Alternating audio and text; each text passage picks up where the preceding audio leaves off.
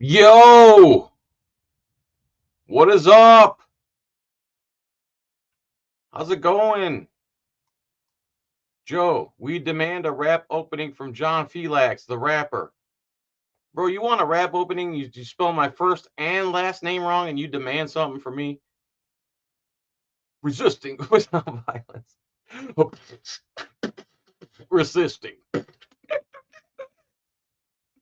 Spell my name right at least, man. Have some respect. Johnny Vermont, I've seen more pics and vids of 47 playing with Epstein than 47 with his own kids, Tiffany and Barron. Barron, 17-foot tall Barron Trump. Robert, hi, Robert. Johnny Vermont, what's up? And yes, do a rap to the Sugar Hill track. I said a hip hop, resisting without violence. 8 people in the room so we can get hot, hot to trot. Dude, I can't do it on the spot like that. I gotta. Where's my motivation? Where's my motivation? I'll turn my ringer off before I get the people who like to call me during my live streams. My ringer's off and you're not home. You're mine and not your own. Angie Burks, I hope everything goes good. Thank you, Angie. Well, we've already have some hiccups. Warren said he'd be on tonight, but let's see. Let's see what he says. Warren Sapp says, I would have loved to hear his political opinion. Sent you the link. Come on around 7:10. Oh, we're going to dinner. Last night in Florida. Next show, promise. Okay, sir, no problem. I'll be in Colorado, my man. All good. I'm supposed to have another guest at 7:30, and every time I call him, his audio's horrible. So hopefully when he calls in, his well, not calls in, but when he comes on, I send him the link. His audio will be good, and we can actually have a good conversation because what this guy's come up with is pretty damn interesting. I'll tell you that. So let me hit the setting. How's everything like virtual background? How's my sound? Oh, that's not cool. I wonder if we can. No, can't do that. Do this. Go to 49, 50. No, you don't want that. Oh, there it is. So fresh and so clean. What do we got going here? Oh, it's not closed. Maybe that'll help. There we go. What do we got here? My 100-ounce sippy cup. Yep, ready to go there. All right. How's everything look? How's everything sound? Why is there a $15 bill cutout to Meta in the BBB? What does that mean, Johnny? Why is there a $15 bill cutout to Meta in the BBBB? Like, what does that mean, dude? Has anyone seen my pants? Frank Pants, what's up, bro? I better see your pants at Audipalooza. Let's start with that. Good news. This video does not require pants. Oh, yeah, that's true. I'm not wearing pants, guys. So just so you know. Big Buddha Face John gets his piece from within. Okay. I on Margate. What's up? Hope to see, can't wait to see you at Audipalooza. By the way, if you want to go to Audipalooza, Saturday, October 18th, tickets are $100. It was awesome last year. It's going to be awesome this year. Why do I keep fading in and out? I wonder if it's the sippy cup messing things up. When I say sippy cup, I mean a 100-ounce thing here. I got to trick the camera. Oh, come on, man. Come on, man. Come on, man. There it is. That's better, right? Oh, what do we got going here? What is that? What is it? What is this? No. What is this? No. What do we got? This? No. What? Little anal much? Anal much? I thought I had it ready to go. What am I? Is this? Oh, is that what it is? Boy, oh boy. Boy, oh boy, to be a perfectionist. All right. Now, we talking good now? Let's try this last thing here. Hit the wrong button. Let's do this virtual. Let's do this one more time. And I think we're ready to roll. So let me read some more. Peter Griffin, parasites. Parasites. Every politician. Epstein is in sight. Parasites. Peter Griffin, disable outcast. Invoke the ADA early and often. John, can you please send me the link to Life Under the Microscope? What do you mean send you the link? What link to his channel? I'm pretty sure it's called Life Under the Microscope. Who is the guy who saved my butt. Speaking of which, let's do a health update.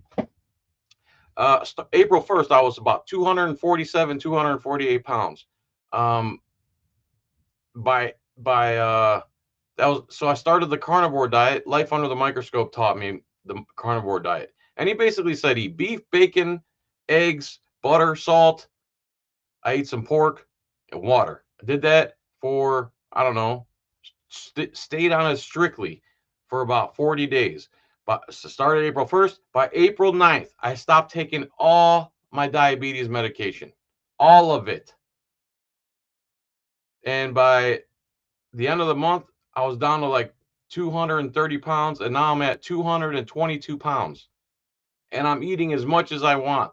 It's those things, and I cook them different ways, and I cheat a little bit here and there, but that's basically what I did. And by the 8th, 9th, 10th day, your whole brain gets reworked.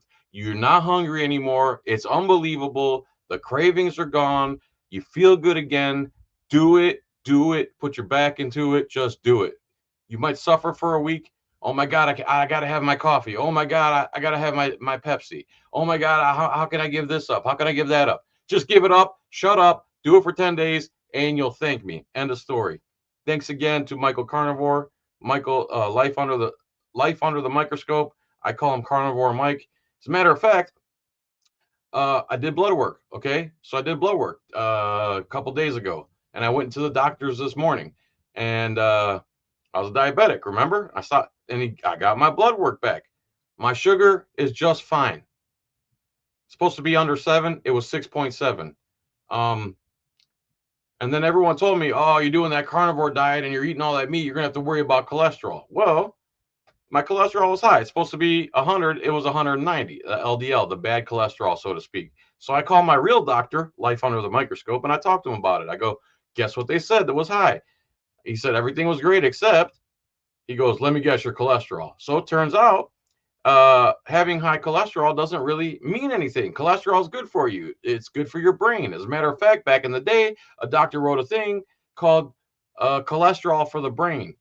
And if you see old people, a lot of old people who eat bacon and eggs all their life, and you're wondering how the hell are you eating this many bacon and eggs and you're so sharp and all this, because cholesterol is good for the brain. Okay, you need it. It's a good thing. Carnivore Mike, Life Under the Microscope, has done more for me than anyone. I'm about to turn 50 next year, than anyone has ever done for me in the medical profession. You cannot trust anyone. A random subscriber of mine who changed his own life. He had Lyme disease and he cured his own Lyme disease with this diet. Swamp Fox News started this diet. Swamp Fox News, last time I saw him was at Audipalooza 2024. He was given a diagnosis of, he started doing the diet. He's taking medications and other stuff too, but for somehow he's still here. He's still kicking, and I believe he's still working. So do it for 10 days. See what happens. All right, let me read some more comments, guys. I spell SHIT the way it sounds to help confuse the AI. Okay. Today, resisting without violence is monetized. Hey, John. Hey. Jacqueline. Hi, Jacqueline. Jacqueline Gann, everybody, you should subscribe to her channel. She's the one with the psychopath neighbor from my original channel. Tony Sweet, what's up? I believe he's the famous dog walker in New York City. John Felix, the rapper, needs time to cook. Why are you spelling my name wrong? You do that on purpose. Make it rain, folks. Give him motivation. Yeah. If you want to help me out, bro, you want to be good to me, forget the super chats. Forget giving YouTube any more money. They use my videos, millions and millions and millions of views. They run commercials on them. They demonetize me for a year for I don't know why. They won't tell me. And if you ask them how I can fix it, they won't tell you. We can't tell you. Just fix it. So if you want to donate to me, $ John Felix on Cash App. That's it. I should check my Cash App every now and then. And if you do donate there, I'll guarantee I'll read your comment within reason. No violence, no bigotry. Okay. I'm not doing that. Okay. Nothing there. That's fine. Hey, John, it's No Pants Monday. Everyone remove your pants. They're already gone, dude. I'm not wearing pants. Howdy. Hi, Jimmy Doe. Vox Populi, what's up? I always thought you were Greek. I finally spoke to you on the phone, and I had a lot of misconceptions, and I apologize. Wednesday. That's how Wednesday is how I pronounce it in my head, so I know how to spell Wednesday. You're not the only guest. Disabled Outcast, Johnny Vermont. Can anybody Google search and see if Trump actually took the FIFA trophy home? I don't know what that means. Looks like the goal is going to snatch up John's egg of a head. Okay. Danny's thoughts. Good evening. What's up? What's up? Fitzcan, what's up? Brandon Mitchell, what's up? George Daly, what's up? What's up? What's up? What's up? What's up? Let's get on with the show. All right. Everyone, thank you for coming. I really appreciate it. Till it happens to you. That's a great name. William Logan, what's up? The anti-state is here. Can I be a member of this channel? I don't know. Be a member of my original channel, John Felix. So let's see if I can share some stuff here. Let's start out with something funny. Some funny stuff. Let's do some funny stuff. So this is probably artificial intelligence, but the things they can do with artificial intelligence is crazy.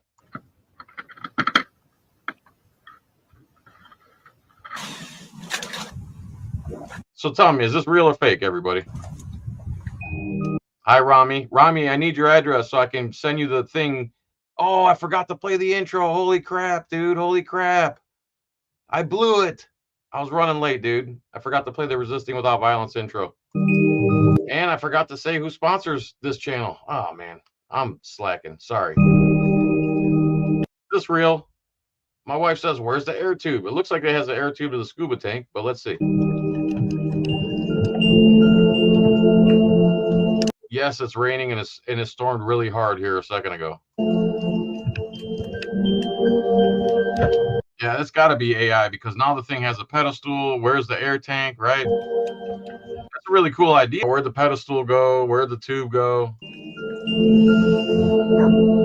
Artificial intelligence is absolutely insane because video used to be solid. When you had video doesn't lie. Remember those days? Video doesn't lie. That's over.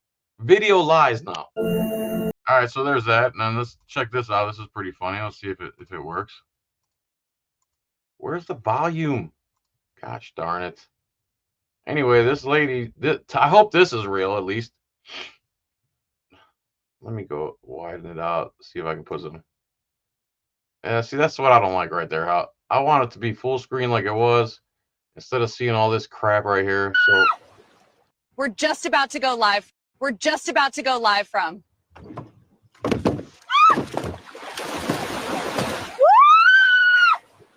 We're just about to go live from.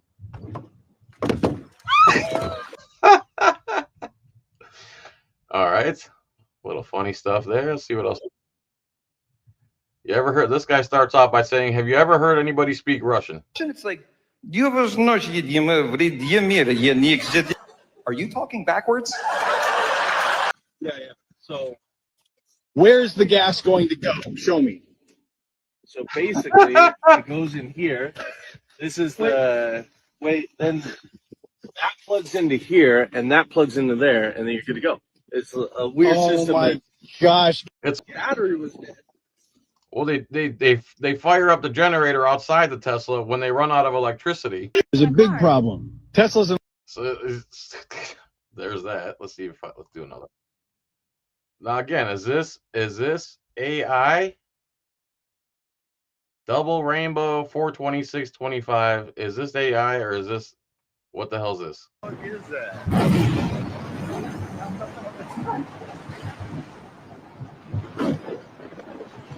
Oh shit! What the fuck is that?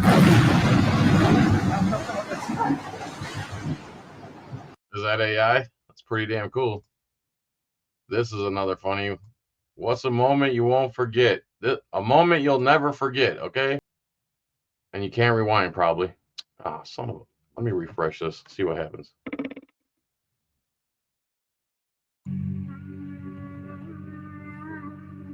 Guy's doing all this with his mouth and a looping machine. Oh.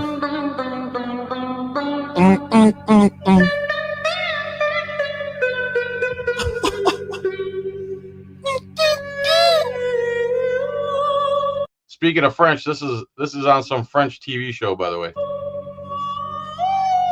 I agree with you, Buzzy. We're going to talk about Pam Bondi in a minute.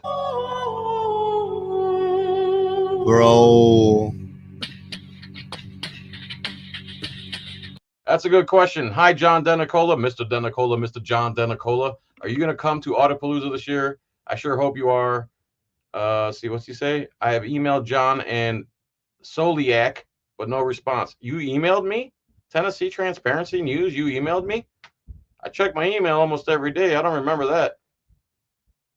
And if you're the Tennessee Transparency that I blocked, who I invited on my channel, you wanted to tell me all these things. I invited you onto the channel, and then you refused to go on the channel and started gaslighting me, and I told you to go F yourself. If you're that Tennessee Transparency, I don't want you anywhere near me, anyone I know, any of my friends, if you're the same one. If you're not, we'll talk on the phone and we'll see. So. Voice.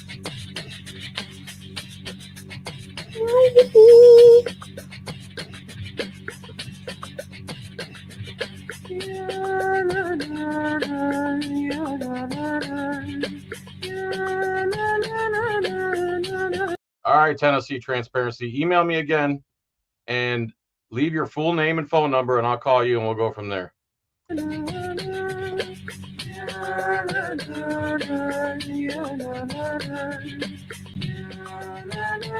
Wow.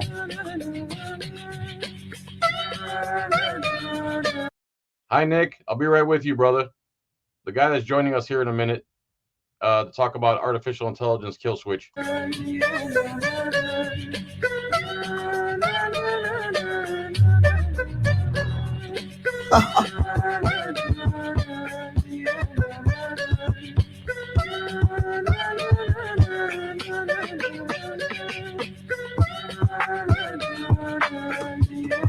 Oh, nice look, man.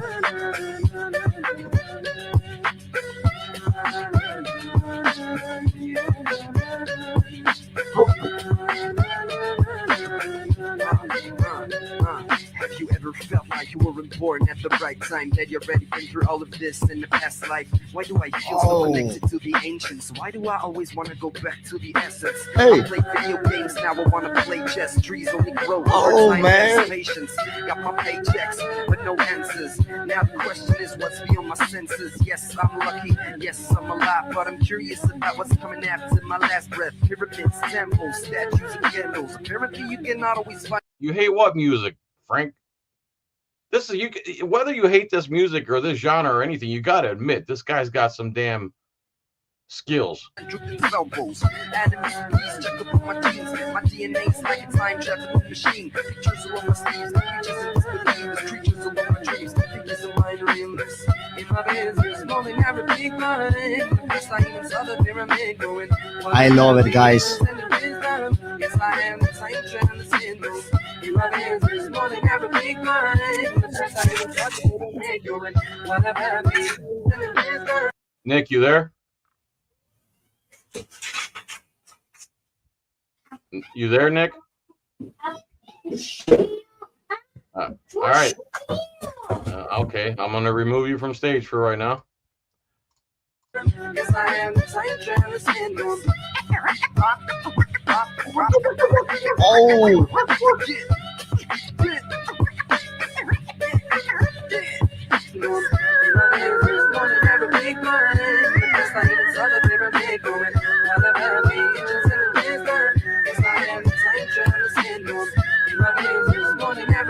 wow.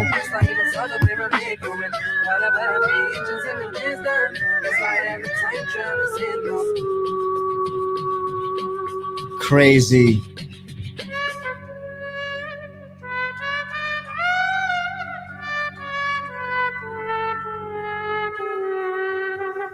And Oh my.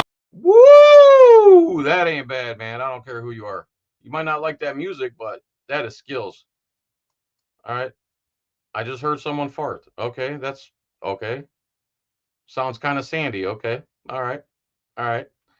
All right. Let's get rid of that. Let's see what else we got. Oh, so let's just let's check on Nick. Nick, you there? Nick, are you there?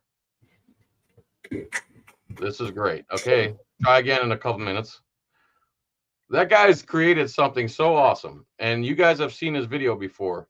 Hey, Nick, if you can hear me, let's get rid of the background noise. Get rid of the people talking in the background. Get to a place where we can talk to each other, because I really want you to tell your story like you told me that one night. It's really impressive. Also, if you could, please email me, johnfelix@gmail.com, the video of you when you were on top of the van and that lady, so everyone can remember who you were and how awesome you did, okay? Let's start there. Let's share this. So this right here is this podcast is sponsored by America's Billiard League. It's going to start up in January. If you guys own a pool hall or you're in playing pool league, the pool leagues you're in now, they give you ribbons, they give you patches, they give you trophies, and then once a year you get a chance to make a few $1,000s if you're the best team in the whole country. So America's Billiard League, they do 3 to 4 sessions a year. Each session pays out a minimum of $25,000 to the winning team, plus their second, third place prizes. And at the end of the year, the winning team wins $100,000. So if you're interested in this, again, email me. If you're a pool room owner or you're already in a league and you want to play in a real league where cash is king, let me know. Okay. Let's try Nick again. Yo, you there? Nick. All right, can you hear me now? Yeah, I can hear you. How are you? All right, man. Thanks. I'm Good? doing good. Thanks for your patience. I Of was course. just getting that link sent out to you. Okay, you're emailing me that? Yeah. All right, I'll bring you back up in a second. Email me that so I can tell everyone who you were so they can remember who you were, and then I'll bring you back on. I appreciate your Awesome. patience, all right? Thanks, man. Thank you. So, okay, there goes the sponsor. We can close that out. All right, there's the chat GPT. We don't need that. Okay, let's check our email, see if Nick sent us that. I don't see anything yet. All right, in the meantime, let's go to week 2 notes. Let's see. What do we want to talk about first? Dave Smith, who's Lindsey Graham, Tampa homeless audits, Zionist debates Owen Troyer, the Bohemian Grove, scuba diver and his dog. We saw that already. The real ID. Get to it, Big John. All right, real ID. Let's start. Let's do this one. So, oh, geez. Come on, guy. Let's share this screen. Share this. Share. And let's go big. All right, so this is about the real ID. Speed 1.25. I think Frank will be able to handle 1.25 speed. So this is about the real ID, everybody. Understand that is not a driver's license anymore. That is a federal ID under federal control that the federal government is allowing the states to use for people to use as a driver's license. But you'll notice it's not called a real driver's license, right? It's called a real ID. It is a national ID card. It's a usurpation of states' rights. It's a violation of privacy rights. They plan to digitize it. The DMV has testified to Congress. They plan to digitize it, put it on your phone, and have remote and real-time access to it. This is happening right now. So I've run up against this. They tell you can't fly unless you have what they call a real ID. Now, I used to just use my driver's license, but that changed recently. And you have to have what they call a real ID, which is not just a state ID anymore.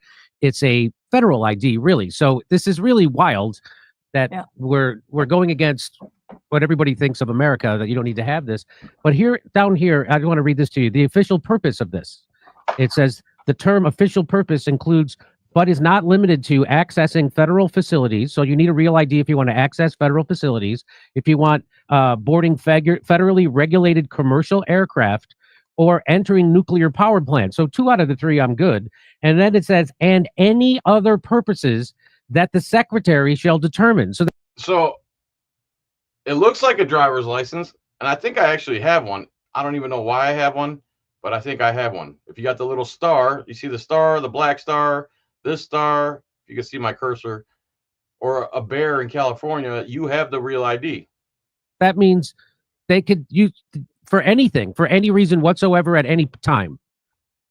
Well, Jimmy, you are ahead of the crowd here.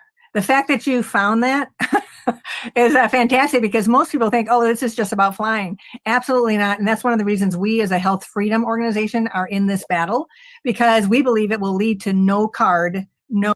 So Rami, in Florida, you get the real ID by default. So there you go. If you get a driver's license, you have the real ID. I was wondering how the hell I already have the real ID. No care. And not only that, but we know that a lot of people. And by the way, the real ID back in 2006-07, that was a big conspiracy theory. Only the conspiracy theorists were talking about it. And a conspiracy theorist is basically someone who doesn't believe known liars. That's what conspiracy theorist actually means. People don't have to fly, and they never will fly, or they'll fly only once, and they've already flown that one time, right? But everybody needs access to a doctor. So if Secretary Kristi Noem wanted to force everybody into real ID, which she does, she could simply take this, because you'll notice that that statement there says the secretary shall determine. And in a rule that the Homeland Security put out back in Hey, Joe Cool, what's up? 2008, they declared that they do not have to go back to the president or to Congress to expand these required purposes. In other words, they are expanding. They have the power to expand restrictions, restricted access, restrictions on travel.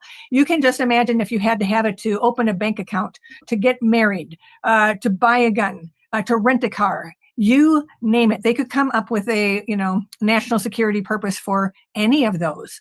Right. And so there's absolutely no limit. That is only the floor. The ceiling is endless. So it's really important, for people to understand that what they have in their pocket, if they've got one of those stars. So thank you for having those stars up there in that graphic, because and California has the bear, but everybody else has got some sort of a star.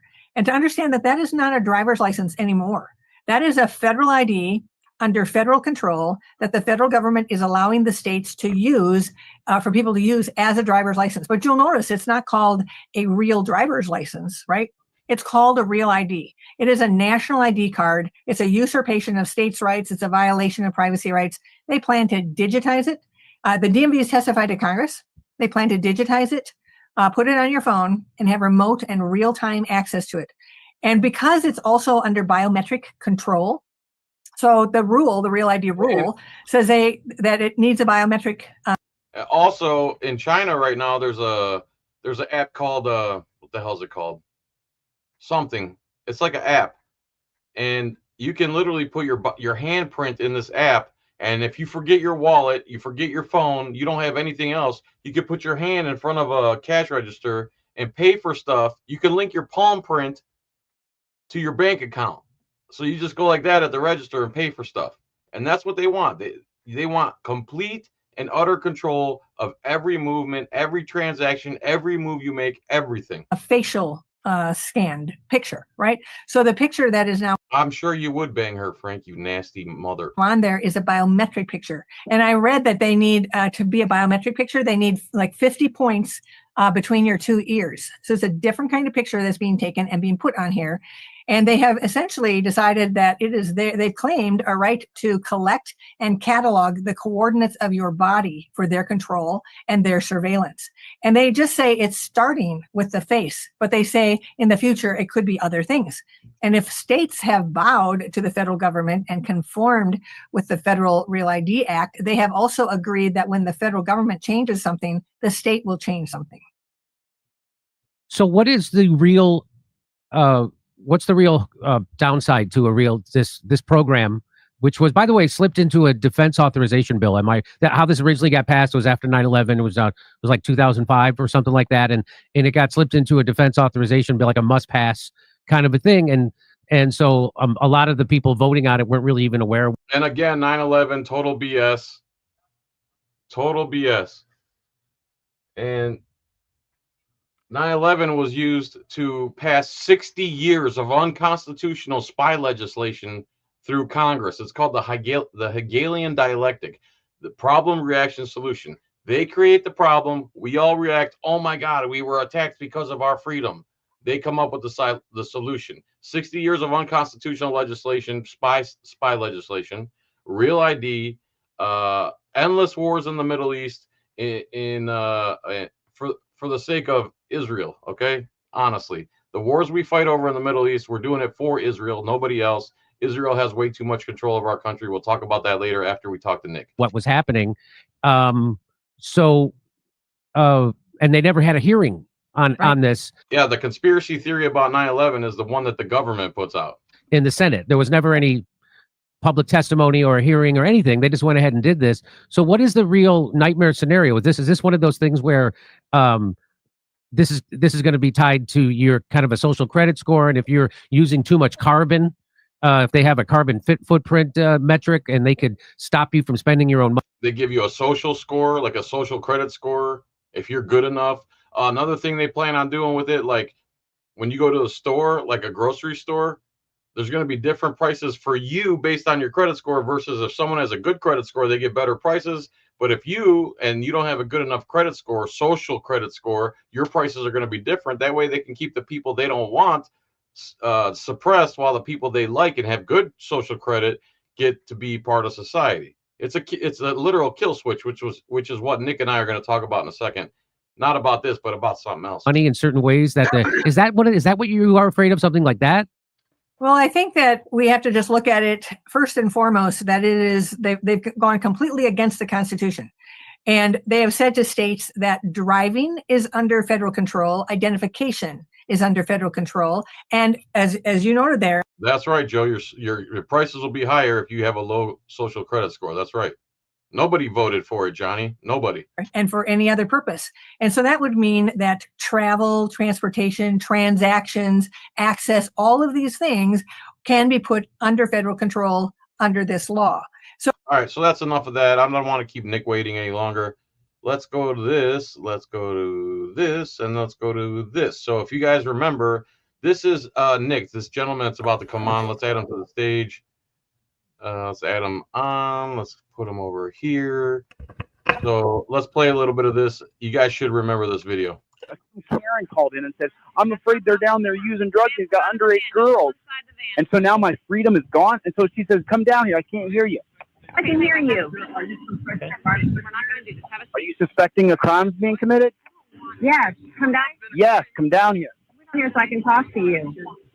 So he complies, which I never would do. I would tell her to go pound sand. So why'd you send me one with chili in it? So basically, Nick's chilling on the side of the road, somewhere he's allowed to be, and he's on top of this van. And why is my fat face in there? I wanted to let you. So anyway, let's bring you on. So you guys probably remember that video. Nick, what's up, bro? How are you? Hey, man. Oh, good. Can you hear me okay? Welcome to Resisting Without Violence, the very sloppy political podcast so far, but that's okay. Things will get better every episode. Thank you for coming on. I really appreciate you coming on.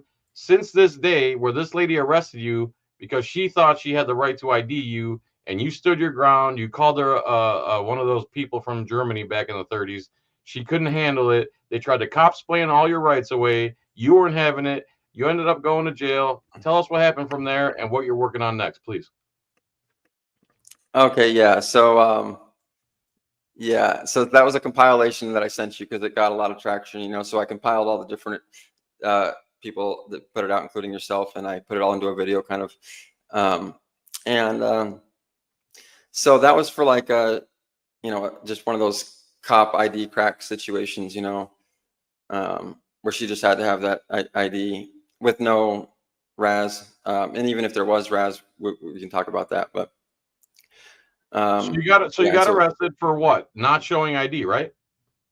Well, so, you know, and I guess it's interestingly in Florida, although I'm sure other states probably have something similar. They charge you with like resisting without violence if you like don't lick boots is the what's it called? Resisting without violence?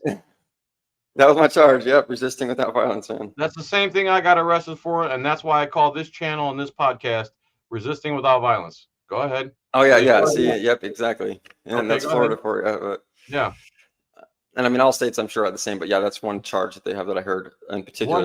What happened with that? Before we get into this AI thing you created, go ahead. Well, yeah. So, and I mean, she had my name and everything, you know, and I was sure she couldn't arrest me because I was thinking like the cops actually can't break the law, you know, because I was like young and naive at the time. Mm-hmm.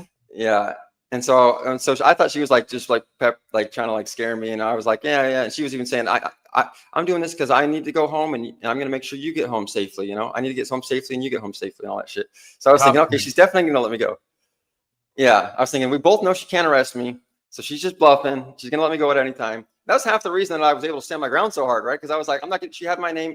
She actually got my ID from somebody else that took it out of my car, like one of my friends, the girl that was there. And so she knew who I was. You know, it was at that point, it was a total cop ego trip situation where she's holding my ID. She says, all you have to do is say your name. She actually ran me in, cleared my vehicle, found out no warrants, all that stuff. So she knew there was no warrants and everything at that point. And she was just like, still needed that hit, you know? And she's just like, say that name, man, or I'm taking you to jail. And I'm like thinking, no, you're not. We both know you're not. So I'm just like, okay, you know, take me to jail. And she shuts the door and takes me to jail. I'm like, wait, how the fuck did that just happen? And it turns out they can do whatever the fuck they want. And literally, try not to curse so much, please, because I want to actually stay monetized here. So she takes you to jail. She completely broke the law. You do not have to ID. She already had your name. She just wanted to force you into compliance so she could show you who's the boss. So you went to jail. What happened after that? Oh, I got out and you know, it's in like Miami area or whatever, or yeah, down, I guess it was in Cocoa, but you know, basically I got this public defender who I don't even think he's, you know, spoke English. Not that it matters to me, like in a general sense, but it would be nice if he didn't, I don't even, you know, and then you like never get in touch with them. And then like, all they wanted to do was take a plea deal. So I knew it was I knew it was already, they had no case. So I was like, there's gotta be some lawyer who was just going to beat this really easy. So I contacted a lawyer and he said he would do it for, you know, cheap because it's an easy case. And as soon as he got on the case, of course, then they dismissed the charges and never heard from it again, you know. Were you able to follow up with any legal lawsuit, or you just let it go? Like I well, yeah, which I will never do again. So that's the thing, is that I was like traveling in Florida, you know, just like kind of like doing like the hippie thing, and like I wanted to sue, and I even told my lawyer at the time. He was like, let's talk about it afterward. He didn't really seem interested. Now I realize it's probably because he was a defense attorney, and he like doesn't do civil rights lawsuits or something. I think that, you know, how they are about that stuff. So. All right, so since then you started studying law, right? Yeah, exactly. Well, yeah, for the longest time. How many years ago was that? So that must have been in like 2000, either 15 or 17, right around there, you know.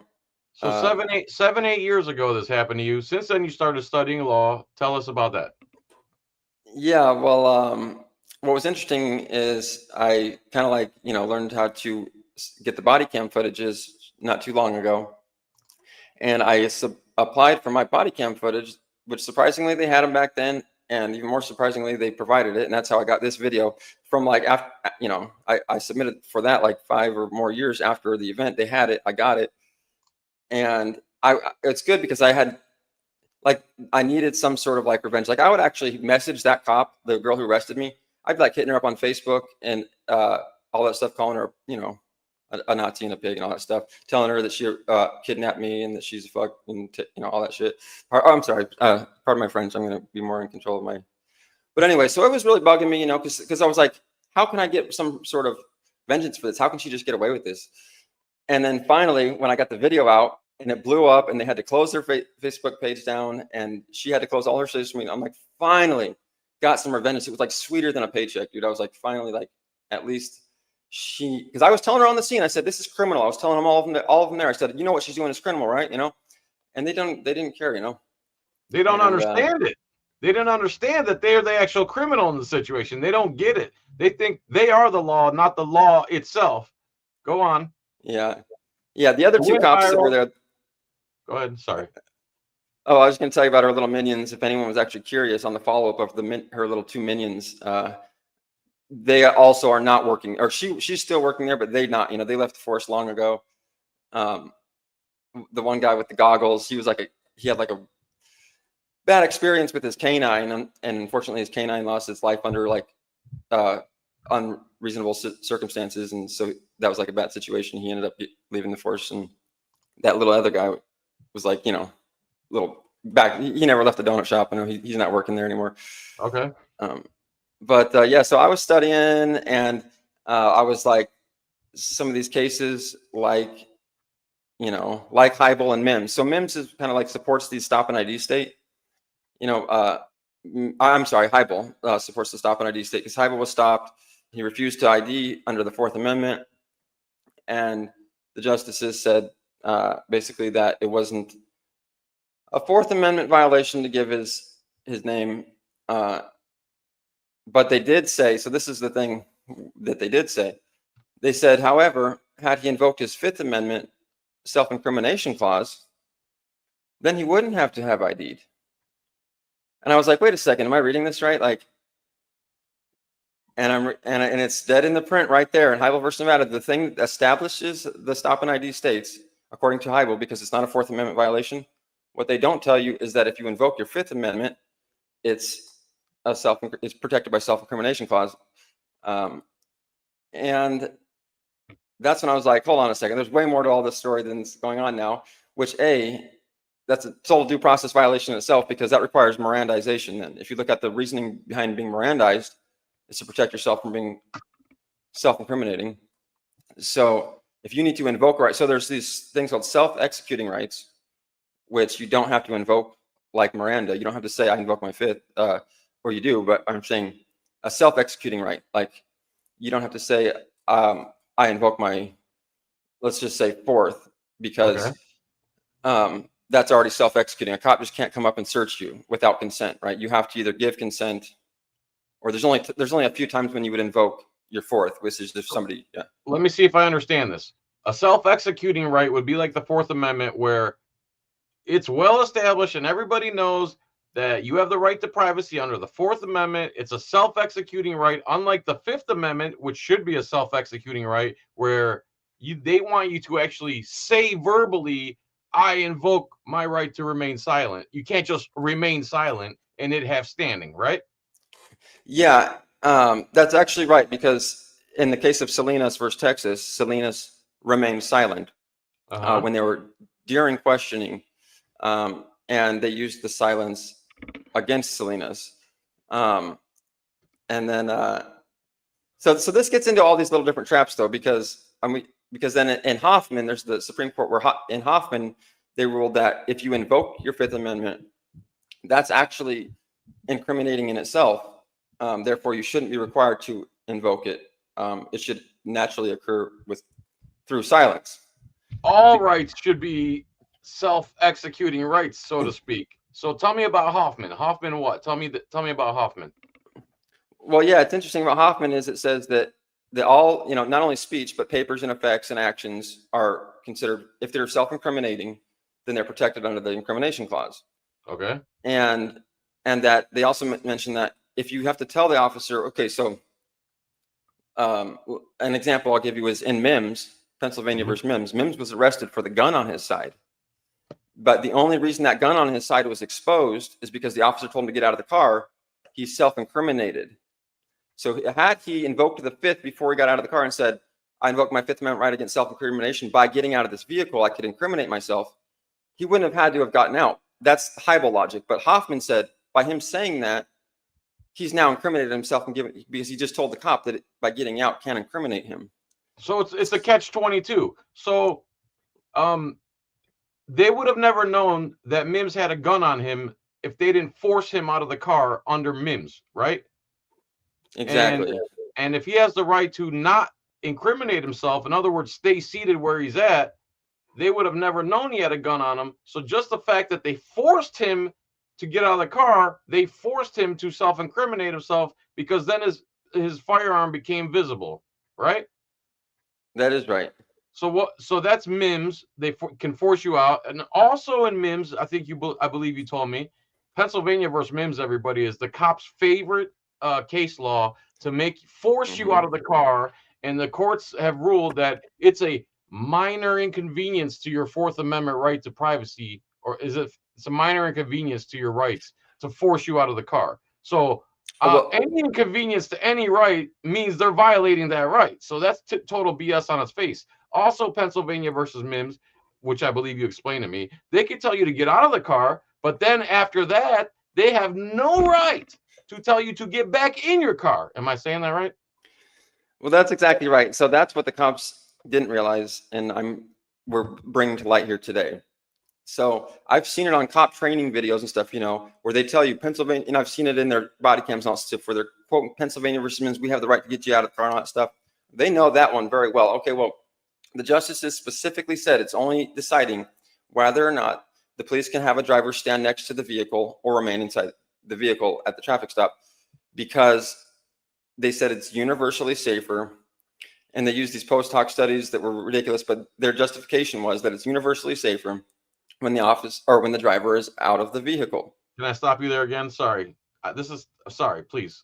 So they've decided, the Supreme Court justices, that it's universally safer for a driver to be outside the car versus inside the car, which is complete. If anyone has any critical thinking ability, a cop is far more safe with you seated in the car facing one direction versus having you out of the car, able to move around freely, able to get to them faster. Anyone with a brain would realize it's universally safer for the police officer to have you in the car. That way they could come off to the side. You have to reach this. Whereas if you're head on right in front of them, now you can reach them. Now you can get to them. Now you can run at them. You can run away from them. So anyone with half a brain would know that it would be universally safer for your subject, your traffic victim, to be inside the car, but somehow the justices said that it's universally safer for a police officer if you're outside your car, which is nonsense. Sorry to keep butting in, but thank you. Go ahead.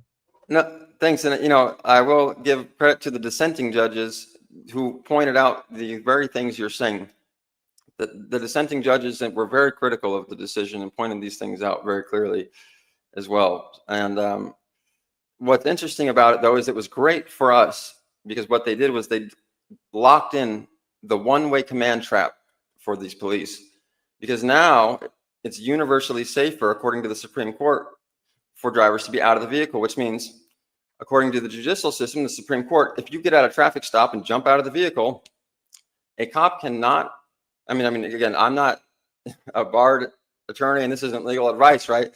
But for entertainment and from what we're saying, from what I've read, a cop cannot order you back into a vehicle. That's actually anti-MIMS logic. That's anti-officer safety.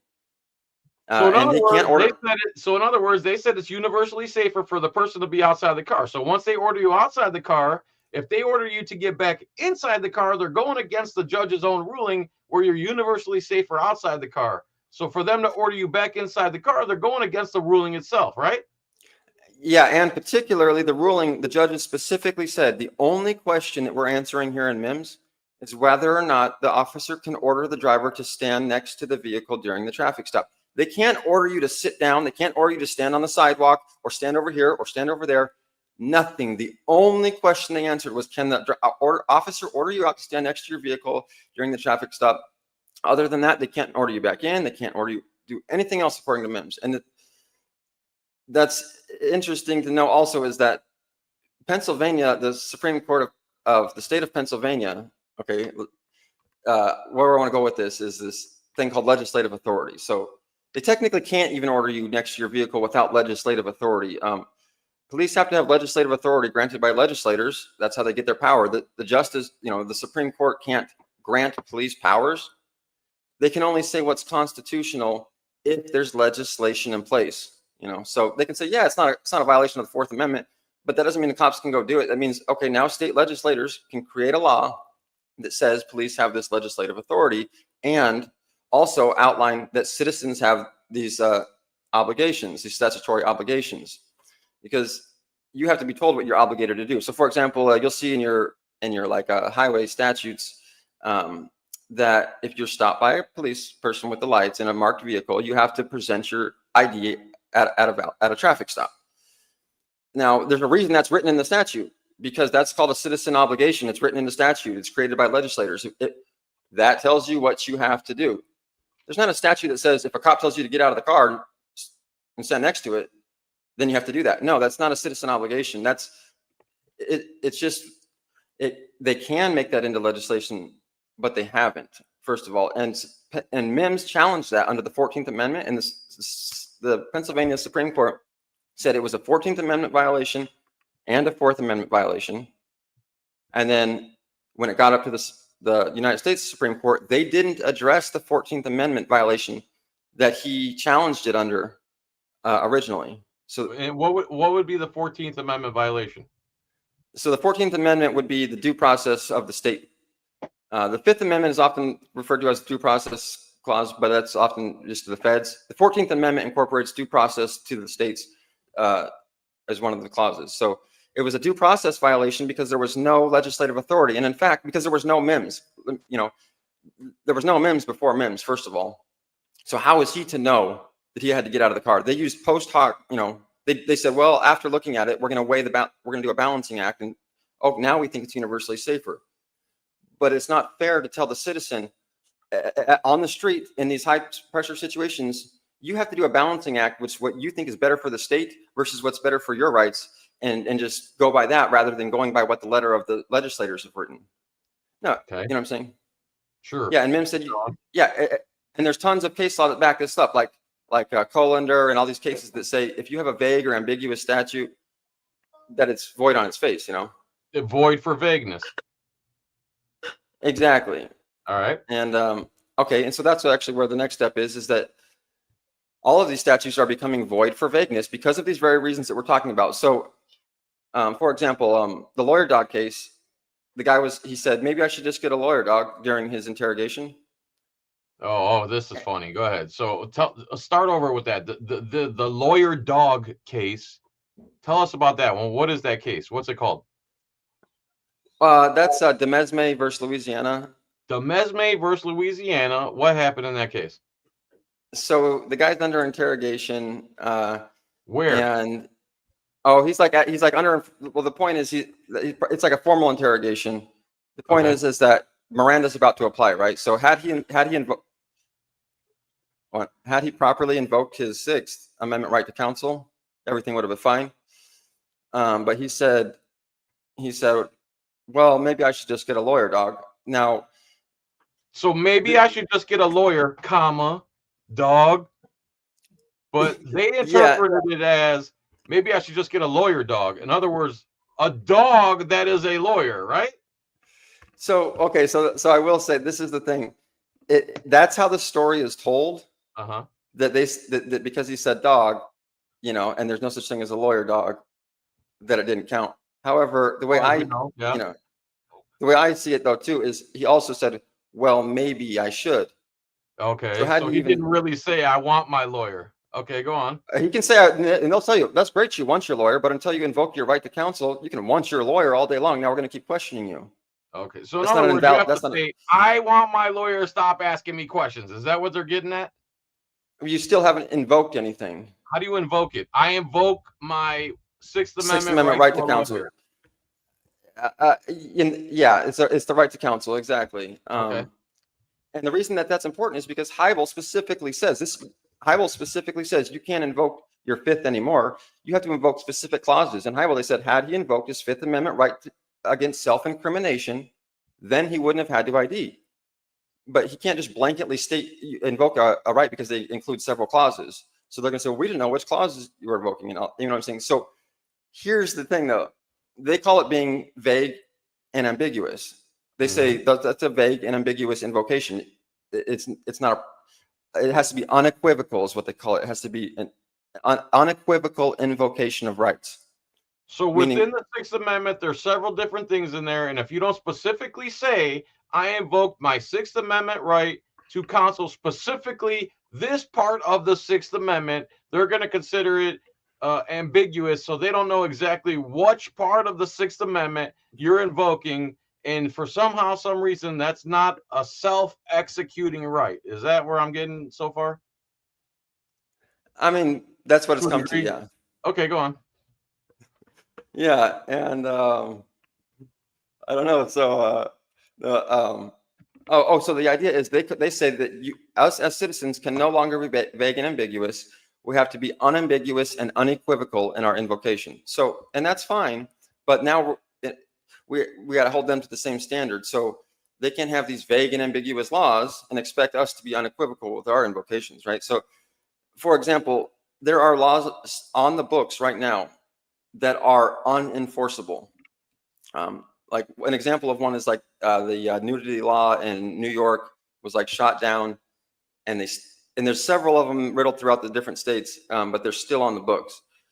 And so no one can know which statutes are valid, but just by reading the statutes. You can't just go into your state statutes and read them all and say, okay, this is the letter of the law. No, if you do that, you're going to be losing some rights because there are actually invalid statutes in there that you're going to be abiding by, therefore chilling your actual freedom, you know?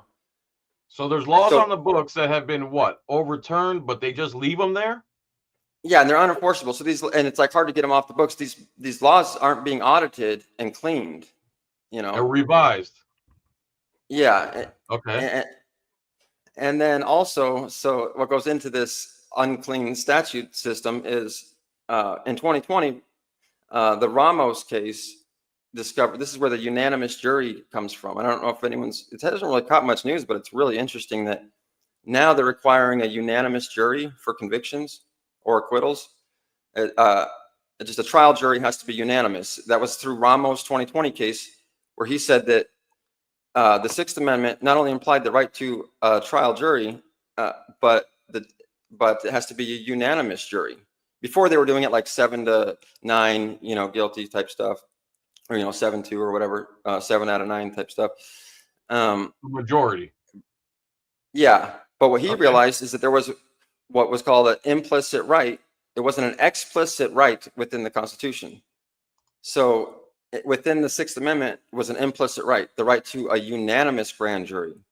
It wasn't explicitly stated. So people had been getting their right. Yeah, people had been getting their right to a unanimous grand jury violated for the last 200 years until Ramos in 2020 figured it out. And now you have to be a unanimous jury. So Ramos in 2020 solidified that if you get a jury trial, you can only be convicted or acquitted, and the jury has to be unanimous. They can't go by majority of the jurors anymore. Right. Okay. And what's interesting, I call that, this is why the protocol calls Ramos gem, which is he just discovered something in the Bill of Rights that none of us had seen all along. He discovered another right, another clause within the clauses, and it's an implicit right that he made explicit. Now Miranda did the same thing. Miranda found an implicit right and made it explicit. You have to be Mirandized. You have to be notified of your invocation rights in real time.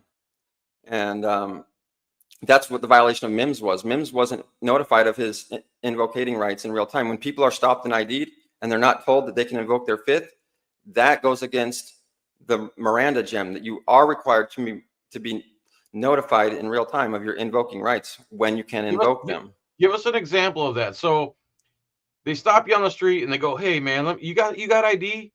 Now you're saying in real time right there, the cop should have to tell you, or whoever, a cop should have to say to you, "I'm asking you for ID, but just so you're informed right here on the spot, you don't have to give it to me per your constitutional rights under the Fourth," correct?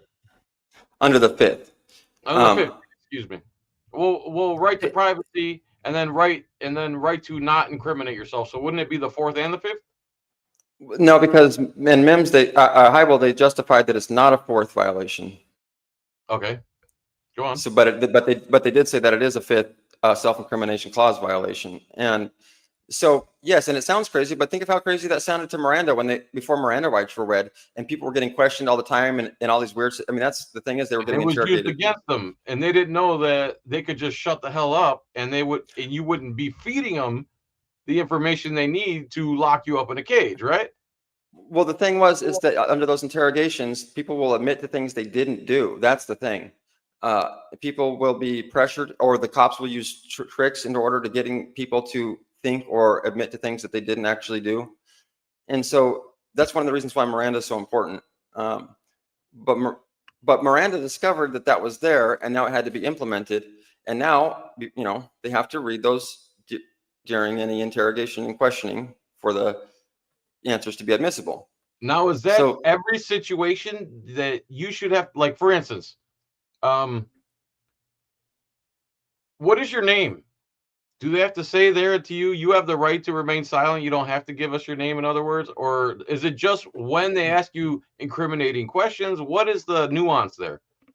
Well, for Miranda specifically, to read the actual Miranda rights would be when you're in custody and being questioned So in a are you custodial are setting. you in okay? So are you in custody when you get pulled over for speeding or a tag Sorry. light? So they treat and everything I say mostly is often not related to traffic, even though I'm talking about MIMS. But the traffic law, it is kind of a weird situation. Like, for example, we can get in. So, for example, we'll get into the so the police don't actually have a seizure of somebody until they touch them or the person submits. Yeah, this is called the Hodari D case. Are you submitting when you stop your car and let them seize you? So all of that changes at the traffic on the highway though. So the cop doesn't have. So that's why I say if you're not on the highway, you're not seized until you're touched or you submit. But if you're on the highway, then you're seized as soon as like a marked vehicle or whatever. Okay, so you're seized as soon as those lights come on. They're behind you. You might as well be seized. You have to stop. Let them seize you, which means seize, aka stop. You are stopped. You are seized. You are now in their custody, so to speak, while they haven't physically touched you or handcuffed you.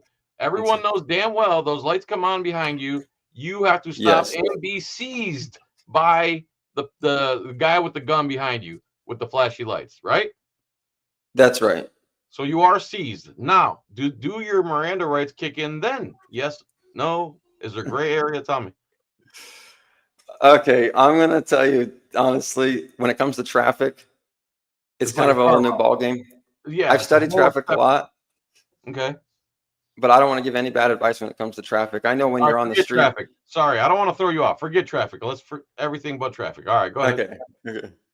So, but if you're on the street like I was, or if you're sitting on your vehicle and not driving it like I was, say, and the cop comes up to you and says, "Let me see your ID," the highway judges, you say, "Well, I invoke my Fifth Amendment right against self-incrimination. Therefore, I'm not obligated to provide my ID under Highway versus Nevada." Okay. Boom. That's really all you'd have to say. I mean, these cops. You saw what happened to me. She'll still arrest you, but at least you got your 1983.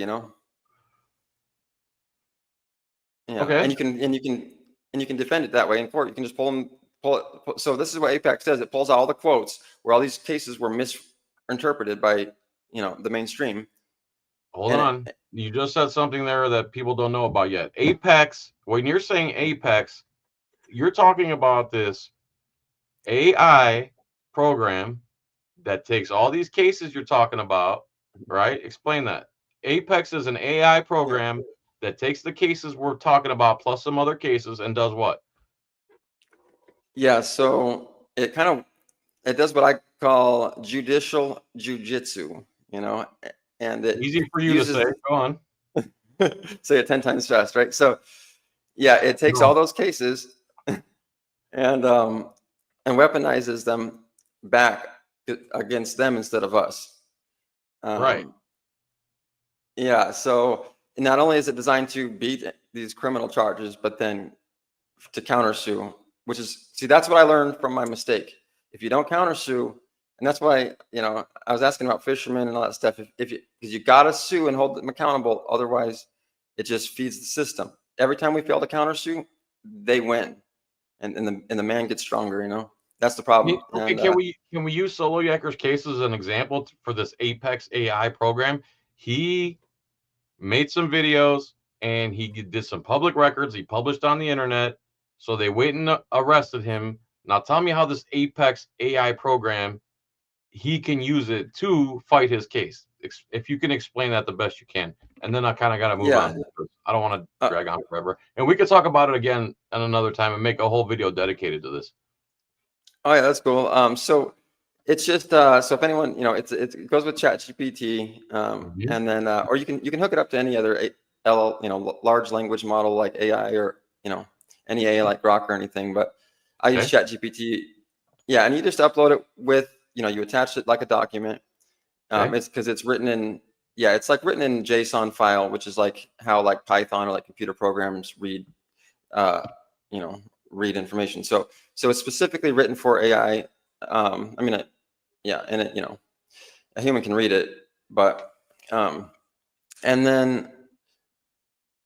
then you can attach your ticket, your citation, and it'll notify anything relevant like your state statute, and then it will also your rules of procedure for your state, or if you're going to a federal court, the federal rules of procedure. That way, so this is, and the reason that this is all necessary is because you don't want to mess it up. Like you can just attach these little things, but unless you have all the rules of procedure and everything like that, you got to get it down right. You got to. So you attach the statute and everything that you would need, that your lawyer would need, basically, you send it to the Chat GPT. So this code I'm copying right here on the screen. You see it, right? Yeah. I wonder if I can click copy. Did I miss something? Well, I don't know if that. Hopefully that's all of it. Sometimes it doesn't give you all of it if you're just previewing it. This is directly from the email you sent me.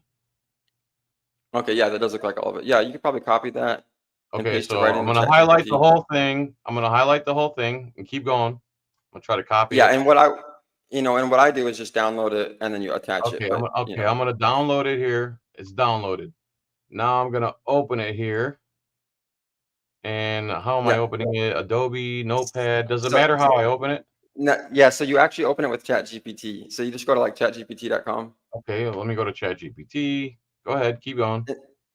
Yeah, I could have made a program in itself with this, but instead I use ChatGPT as the interface. So instead of creating like an interface and a whole program that somebody would install and run on their computer, I just use ChatGPT as the interface, and it can run and do everything and write all the motions, write all the defenses. What's great about it is that it's got this thing called the hydrogen trigger, we call it, because of the chilling effect that makes it universally deployable at any time for no reason. That being because the statutes are so bad. So let me back to the Ramos thing. This is why. So the Ramos gems are riddled throughout the Constitution and the statutes that we still haven't found. That's an important thing to know. There's more Ramos gems in there. And that's the problem. Nobody's auditing for those gems. The only way that you can find them is by getting a case through the Supreme Court. So now that we know they exist, it's up to the government, according to apparent due process, that they should be auditing for these Ramos gems on a regular basis. They should be searching the Bill of Rights to find out, oh crap, we missed Ramos, we missed a unanimous jury, right? They who? Well, we need to have the. No, I'm saying the government needs to, the states, anyone applying that's enforcing these statutes, these statute makers, the legislators, all of that stuff. So anyone who's enforcing these statutes is guilty of all of this, of enforcing these vague and ambiguous and unclear and unenforceable and unaudited statutes. And you can actually sue under the chilling effect, Title 42, 1983 civil rights lawsuit, and that's what the Apex will do on any level of government, from local, state, federal, for enforcing this, because you can't go into your state statutes and read the law. No average man can know how to follow the law anymore, literally. No, and they've made it impossible. And it literally and it explains exactly. This isn't a theory anymore. It's not this. This is not rhetoric. This is the thing. It's not like we're just saying, "Oh man, this is impossible for us." No, I'm saying under Salinas, you're charged with staying silent. Under Heibel, you're charged with not invoking your clause. Under Hoffman, you don't have to invoke your clause. Under de Mesme, you have to invoke unequivocally. It's all a contradiction. They contradict each other, so it's impossible, literally impossible, to follow the law as it's written, because it's not written properly. So real quick though, man, if we can, and I know I should have done this earlier. So I'm at ChatGPT now. How do I put that code in this thing? Okay, so you see that little paper clip at the bottom of type a message? Yep. Just click that. Okay. And then I guess let me sign in. Sorry, man. That's okay. Cool. Yeah. All right. So yeah, let's see. Sign into chatbot.app. What? Sign in. Continue as John Felix. Yes. Sign in chatbot. I don't know what that means. Oh, sorry. You just continue with Google if you can. Oh, so there. Continue with Google. And then it's gonna have you like choose an account. I'm gonna choose my account. Now it says sign into chatbot.app. Should I do that? Yeah, I don't know. It sounds like maybe. I'm gonna say continue. Continue. Okay. There we are. Now I want. You can just say like X. Okay, let me X that out. Okay. Now, paperclip. Yeah. Paperclip. Okay. Now wants money again. Oh, Can I do man. Can I do it with the pro version? I don't know. Try going to grok.com. All right, let's go to Grok. So keep going what you're saying, and I'll go to Grok in the background. Okay, I think you can do it with the other version, but it looked, I don't know why it was giving you a hard time. But yeah, and then so it works on all stages for criminal charges, and then post conviction also. You can actually appeal convicted charges because these are constitutional grounds. What do I do here? Oh, it's I'm sorry, it's GROCK. Oh, I spelled it wrong. Okay, sorry. Go ahead. Oh no, that's cool. GROCK.com. Enter grok.com and related. So it looks like it took me to something else weird here. I'll have to share my. Well, that's not what we're looking for, right? Converse. No, you know, I'm not sure. Okay. I don't. Let me see here. Let me see. I don't know why that is. Oh no, you know what? I'm sorry. GROK. Sorry, I don't use that one. GROK. Okay, all right, no problem. GROK.com. It's loading. Okay, so then we'll do one of these. This, right? All right. Yeah. Now what? Paperclip. And now, yeah. Please log in to attach files. I don't have a login. Oh, I think I don't know. Will it do the same thing with the Google thing? Sorry. I don't know. Let's see. Let's try it. So go ahead. Keep talking. I'll try to figure this out. All right. Well, I'll tell you about the Hordani D thing then, which I think is really interesting. Go ahead. Because again, it weaponizes. Well, they thought they were going to weaponize against us, right? So what happened was there was this kid sitting down, or this guy sitting down, and then this officer ran up to him to seize him, but the officer didn't have RAS, kind of like my situation. And the guy took off running and ditched some contraband, then was seized, was grabbed and seized. And the court ruled, well, because he ditched the contraband before the cop touched him, it's not fruit of the poisonous tree. Had he ditched the contraband after the cop touched him, or after he has submitted, then he would have been seized, and then it would have been fruit of an illegal seizure. But because he hadn't been seized when they got the fruit, it wasn't the fruit of an illegal seizure. They said again that the seizure only occurs when the cop touches you or you submit. Okay. Well, now how often which means there is no, again, minus traffic situations, there is no lawful command pre-seizure. A cop can't, they try to tell people to go over here, go over there, or they'll arrest you for, like me, resisting. At no point did I resist arrest, because as soon as she touched me, I let her arrest me. You can sit there until you submit or until you've been touched, you're not under arrest. And anything after that initial touch and you submit is excessive force. It's a game of tag. That's how the Supreme Court set it up to be, a game of tag, where the cop has to run up and tag you, you're seized, and then all you have to do is boom, stop, go limp. You don't have to say anything, according to Hoffman, and then you don't have to help them, like that, I think on your video where they were carrying the guy away and all that stuff. Like, that's what they have to do, because you're not required to follow any other orders or any orders. But until you're seized, you're not even required to go limp, right? And you're not seized until you're touched or tagged. That's all. So there's no resisting, there's no evading. If a cop runs up to you and you run off, that's not evading, because you haven't been touched or submitted. So there's no seizure that takes place until you touch or submitted, which can beat a lot of charges. Let's go back to, let's see if we can make it work. So if I click, okay, so how can Grok help? Attach what? Attach, upload file, and then Project Apex, right? Open Project Apex. Your request is as long as Pan-Galactic Gargle Blaster recipe. Cancel, simplify it for our humble processor. So it's too much code, I'm assuming. I'll have to clarify all of this. That it just, I didn't realize that there's a I think you can get it to work on ChatGPT for free, but all right. So we'll come back to this. It's super interesting. The laws are created. They've passed laws that contradict each other. You can't follow one without breaking another. You can't follow this one without breaking that one. And you come up with a system, you called it the kill switch or Project Apex, to where you load it up into AI, you plug in your situation, and then it says this case versus this case contradicts this case, which throws away their whole case and everything they have against you, and it flushes it down the toilet, because the way they've passed laws and enforced laws for a long time now is completely crap, contradictory to itself, and it's total trash. Do I have that about right? yeah, and in case you noticed that there's no sovereign citizen rhetoric in this, and I made sure that there was no rhetoric at all. There's not opinion based at all, and it's not sovereign citizen based at all. Right. And that's one of the reasons why it has standing in court. It's all based on literal Supreme Court precedent and their logic. None of the cases are being stretched.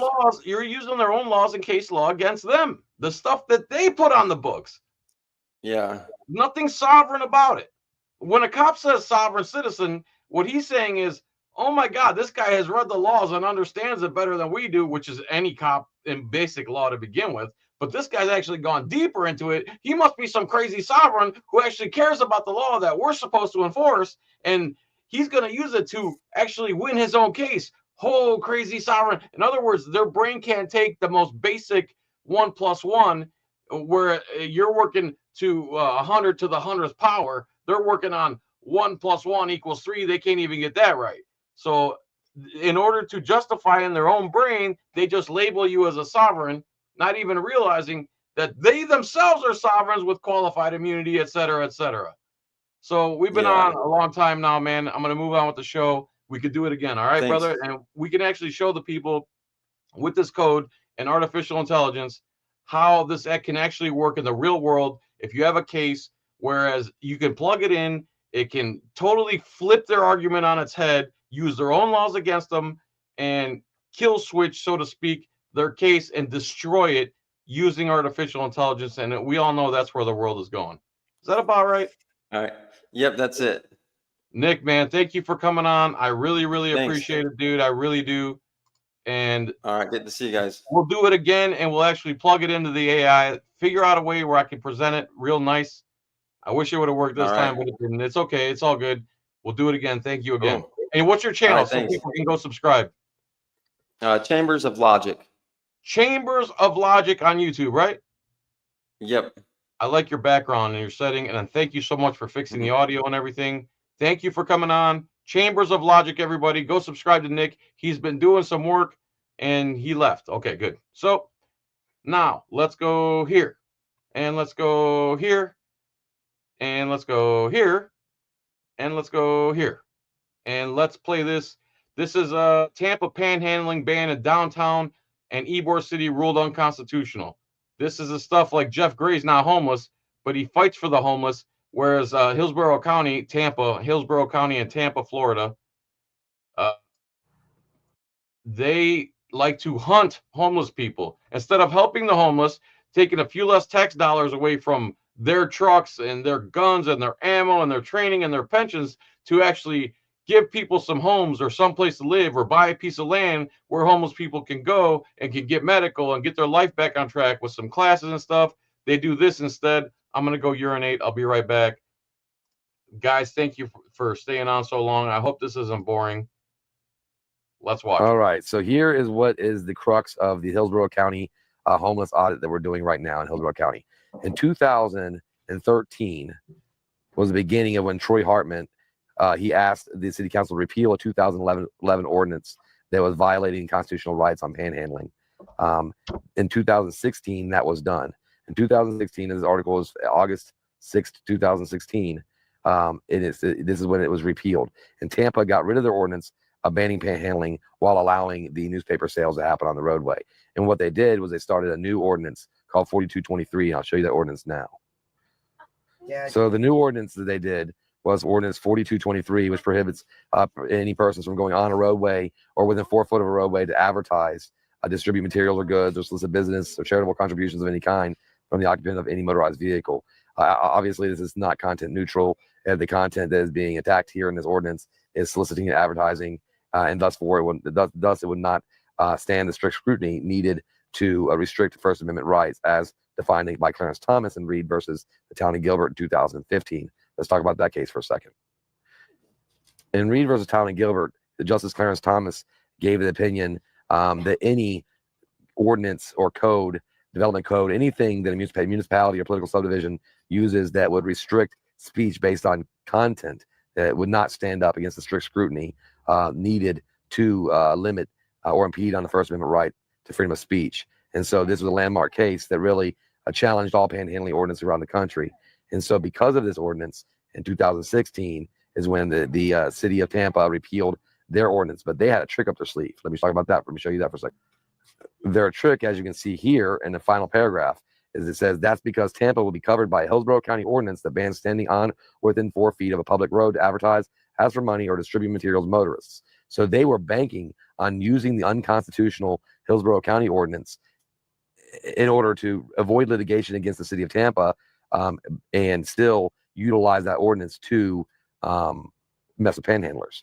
So that's what began our strategic audit, where we started in Tampa, working doing auditing the Tampa Bay Police, and you'll see the videos with Officer Picarts providing Israel a paper explaining this ordinance, and I'll show you that paper now. Here's a paper that was applied to Israel by Ryan Kirby by Officer Picarts in the Tampa Bay audit. And as you see here is a legal bulletin from Kirby Ransberger, the police legal advisor. No, never mind my notes. I was taking notes on this. But it was about no solicitation ordinance from it says 2015-16 right here. And this is referring to the legal bulletin 2015-12. And you can, I'll have this more till you read them and try to scan it so it's easy to read.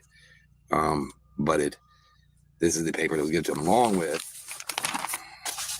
a paper that says solicitation and distribution of public roadways, which is the 42-23 ordinance that we've been discussing. And that was what the papers that he was provided by Picarts. And as you can see here, it's just one more article showing that Tampa's panhandling ban was found unconstitutional in federal court on August 11, 2016. This article came out. They were well aware it was unconstitutional, found that way by federal court, leaned directly on the Hillsborough County ordinance in order to effectively do the same thing that they knew was unconstitutional. So at Homeless Audits, what we do is we put together audits that collect the data to find out if they're utilizing ordinances in a way that's abusive in order to violate constitutional rights of the homeless, disheveled, impoverished, and most vulnerable segments of society. Looks like the police are coming up to us right now. Doing all right? How about you, brother? So here you go. This is how they treat the homeless in Hillsborough County, Florida. This cop just hunts people. Shit, man. Well, I can hear you. You're not allowed within 4 feet of the roadway to solicit and or deliver goods. That's it. So, you got any idea on your bud? No, I don't. You're not allowed within 4 feet of the roadway, which he wasn't even 4 feet within 4 feet of the roadway, for starters. Where are you from? Oh, I don't give my name out unless I'm being suspected of a crime. Okay. So, right now, I have a misdemeanor on you right now. Yeah, that's not true, though. All I'm going to give you This is the right of way. No, this is a county ordinance. This is the right of way. It's a county ordinance. Yeah, but I'm not soliciting. There's no question. Why are you giving such a hard time? I'm not. Why are you giving the cop a hard time? Again, holy gaslighting. They come up and give you a hard time, and if you don't capitulate and obey them, everything they say and do everything they say, they become the victim somehow. Why are you giving me a hard time? The guy with the gun who's bothering you. I'm trying to be. Holy thunder. Give you courtesy and give you warning. I'm not going to arrest you. If you don't want to give me your name, that's fine. Well, what I'm saying is that it's not against the law to do what I'm doing here. This is a public sidewalk. You're right. Within 4 feet of an active roadway. What is? I'm not allowed to stand on the sidewalk within 4 feet. Solicit for I'm not soliciting. And or deliver goods. I'm not. My sign is stating it's taken. Well, this is a classic Jeff Gray. He has a sign. It's not asking for money. Technically, he's not within 4 feet of the roadway, and he's not soliciting. And if people give him money, they're doing it on their own free will. Plus, panhandling is not illegal, as Jeff has found out. Watros versus state of Florida. Freedom of speech. You ever heard that? I'm going to tell you for that, and then I'm going to be out with this gentleman who doesn't like. Well, what I'm trying to get at is if you're trying to get my name under the color of law, but that's not a crime. An ordinance isn't a crime. An ordinance is not a crime. Sir, are you gonna give me your ID? No, I'm not. Arrest you. Well, Oh, there it is. Give me your information, or I put you in a cage. first, so I'm going to jail if I don't give you my name. So, It's a yes or no. I'm going to jail if I don't. I have discretion when there's misdemeanors, right? Are you asking me? Are you telling me I have to give me my name? There's a difference. Whoa, is that a tough question, pig? If you're asking, I'm saying no. If you're telling me otherwise I'm going to jail, I'll give it to you. But I want to have that on camera. That's fine.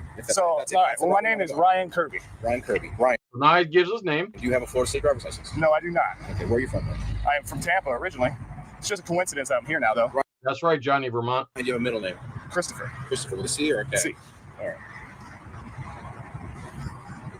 How do I spell your last name? I haven't been back here in like 8 years. Kirby. Okay, what you did birth, bud? 8888. Yeah. He has sufficiently ID'd himself. So you are aware, because it's my job to enforce the law, and I understand that you have. No. Your job is to preserve, protect, and defend the Constitution, you stupid pig. Not hunt homeless people who aren't doing anything to anybody. Your ideas about things. That's not ideas. I will print out the county ordinance and I will show it to you. Yeah, it's an ordinance, which is not a crime. Which is not a crime. Which is not a crime. Which is not a crime. You can't be arrested for an ordinance. Yes, you can. Violation of a county ordinance. Yes, you can. All right. Well, we're going to research this, and we're calling your commander next because I'm telling you that cannot happen. Ryan. But you're telling me so. Huh? Where you living right now? Everywhere. So you don't have an address? Huh? No address? No. Okay. You've never been issued a Florida State driver's license? Have you been issued a driver's license? In like 15 years, I've had it. Okay. So your most recent ID card? 100 Glen Club Court. Have you been issued a driver's license or an ID in any other state? Yeah, lots of states. So why can't he remain silent at this point? Why should he have to answer these questions? We were just talking about that. What's your most recent one? Where were you issued a license? What Last state? one I Last had. one. The most current No, one? I know it's just hard to think. I've had a lot. It was general delivery. I don't recall. Right, Joffrion? There was no address. It actually said state. What state? Florida. Florida. So, Yeah. so you only ever had a driver's license in the state of Florida? Well, yeah, driver's license. I had IDs out of Pennsylvania and California and Arizona. What's your most recent? Pretty sure Florida. ID card? I come here every year in the summertime. Okay. And if I don't have my... And you've never been stopped or educated on this. You're telling me that? No, I'm going to You've never been educated in your whole life, so shut the hell up with the gaslighting, pig. educate you today when your commander gets a hold of you after we call him. So you will be educated today. Not me, can't bub. wait. Not me. I cannot. Trust me. I know the law and you don't. Do you know of any warrants and or outstanding? No, I don't have that are going warrants. on with you? Okay, I'll be right back. I'll be right back. I got to figure out how to lock you up. Right. Oh, okay. This is the ordinance. Okay, it's county ordinance. It's gonna be right here. You go ahead.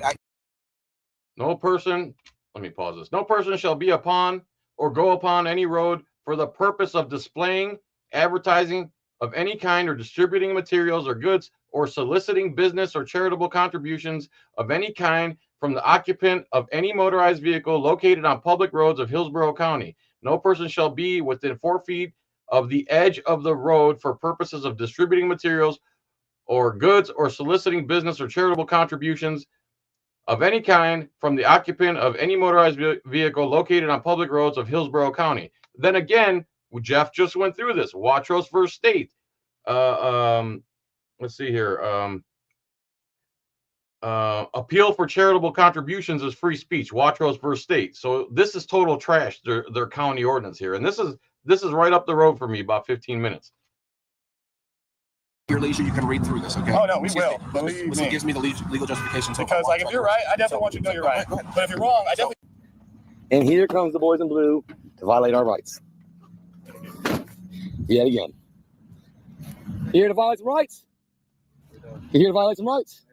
So why are you worried about this? 062. Can you copy a temporary tag? I'm not sure what state. 3 Yankee Alpha 4. Hey, not to be Arizona. Okay. Out of Arizona. This for the Davis check, David checks? Do you know the Dark Tampa Terms of Service of David checks? If you get within 3 feet of me, I'm gonna check. You got three. If you get within 3, what law is that? Again, pig. 1930s Germany, disgusting pig. Feet? Is that what you have law for 3 feet? I haven't even got to the political stuff yet. I hope you guys hang in there with me, man, because I'm gonna run until I can't run anymore. Is that what you got? No, they're dirty tyrants. And I have no problem showing the tyrants. Oh, they're tyrants. Fucking tyrants. At the camper trailer. Attached to. Because they're tyrant. Stand by for the third.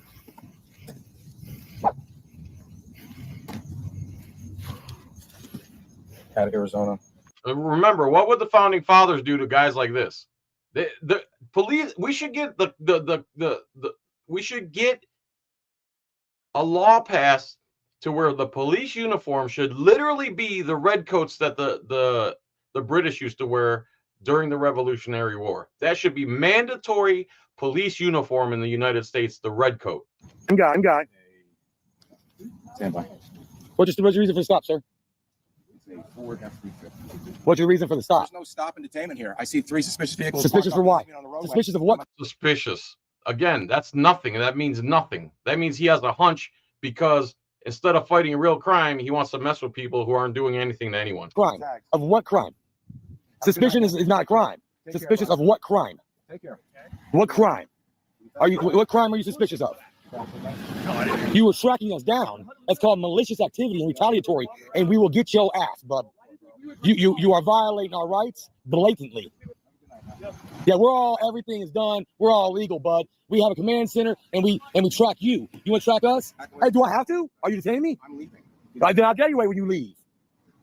You're a fucking tyrant. And this is the city of Tampa police who arrested me for resisting without violence. Hence the name of this podcast. Hence the name of this channel.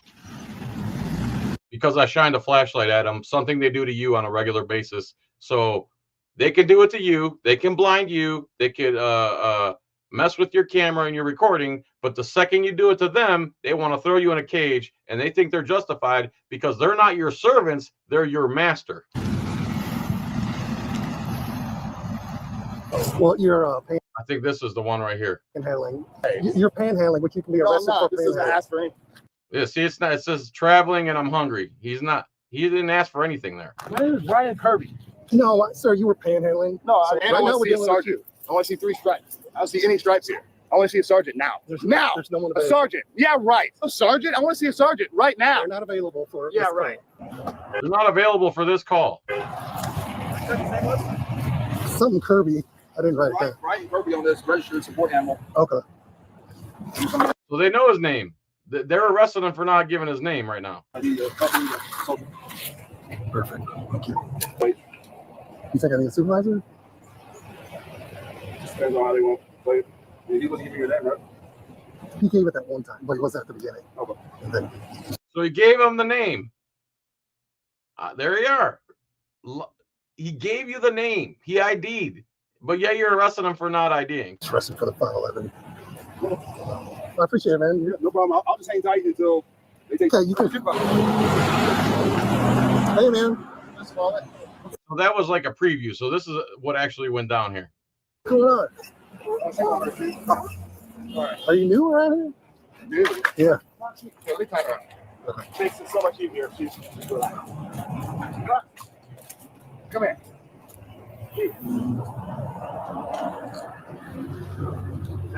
Chill out.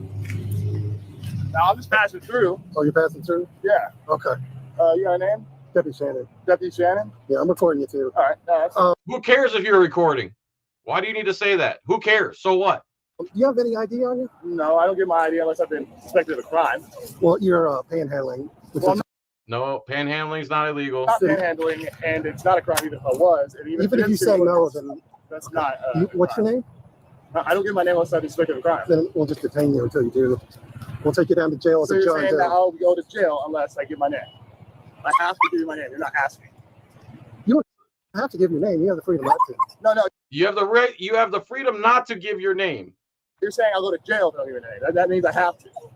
You can't have it both ways. You're panhandling, which you can be No, I'm arrested not. for This doesn't panhandling. ask for anything. I'm just standing for the sign. It's a statement. Yeah, but I saw you taking money from people. People can hand me money. Yeah. Okay. But you're saying I have to give you my name or I'll go to jail. That's what you're saying. So instead of answering the question, he gloves up because he's a disgusting coward who wasn't raised right. Instead of answering the question, he gloves up instead.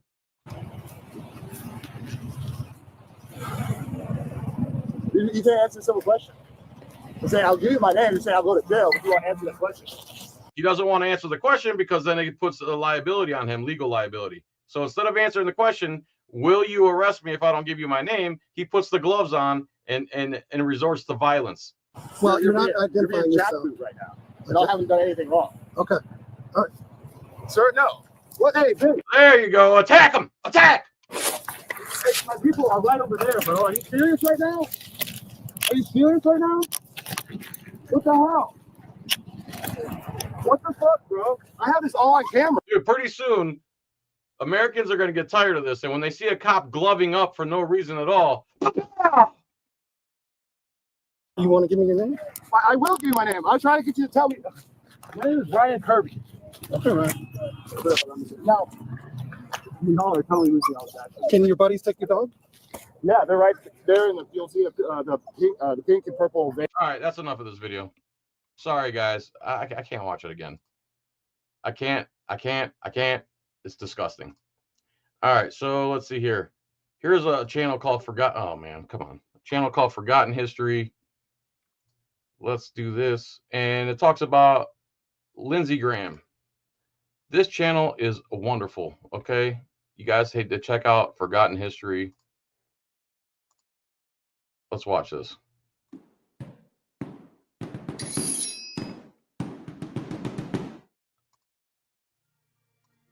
The difference between a politician and a statesman, while both are elected public servants, is that a statesman does what is in the best interest of his country, not what is best for his party or for his personal gain.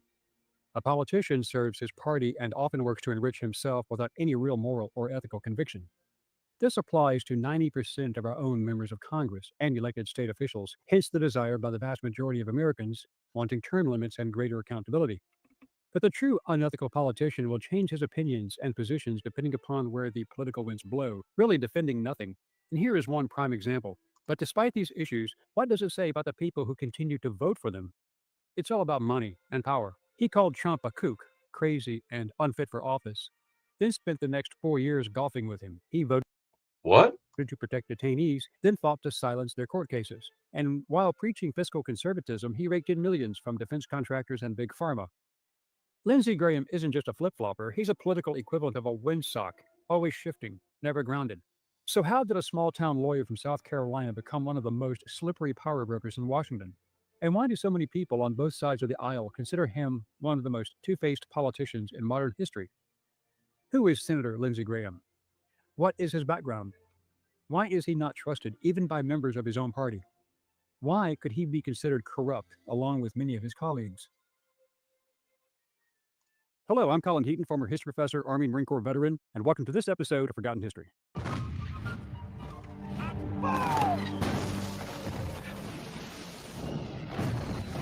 And every person on this channel makes a video is like a veteran or a military veteran. And the videos on this channel, Forgotten History, are wonderful. You must check them out.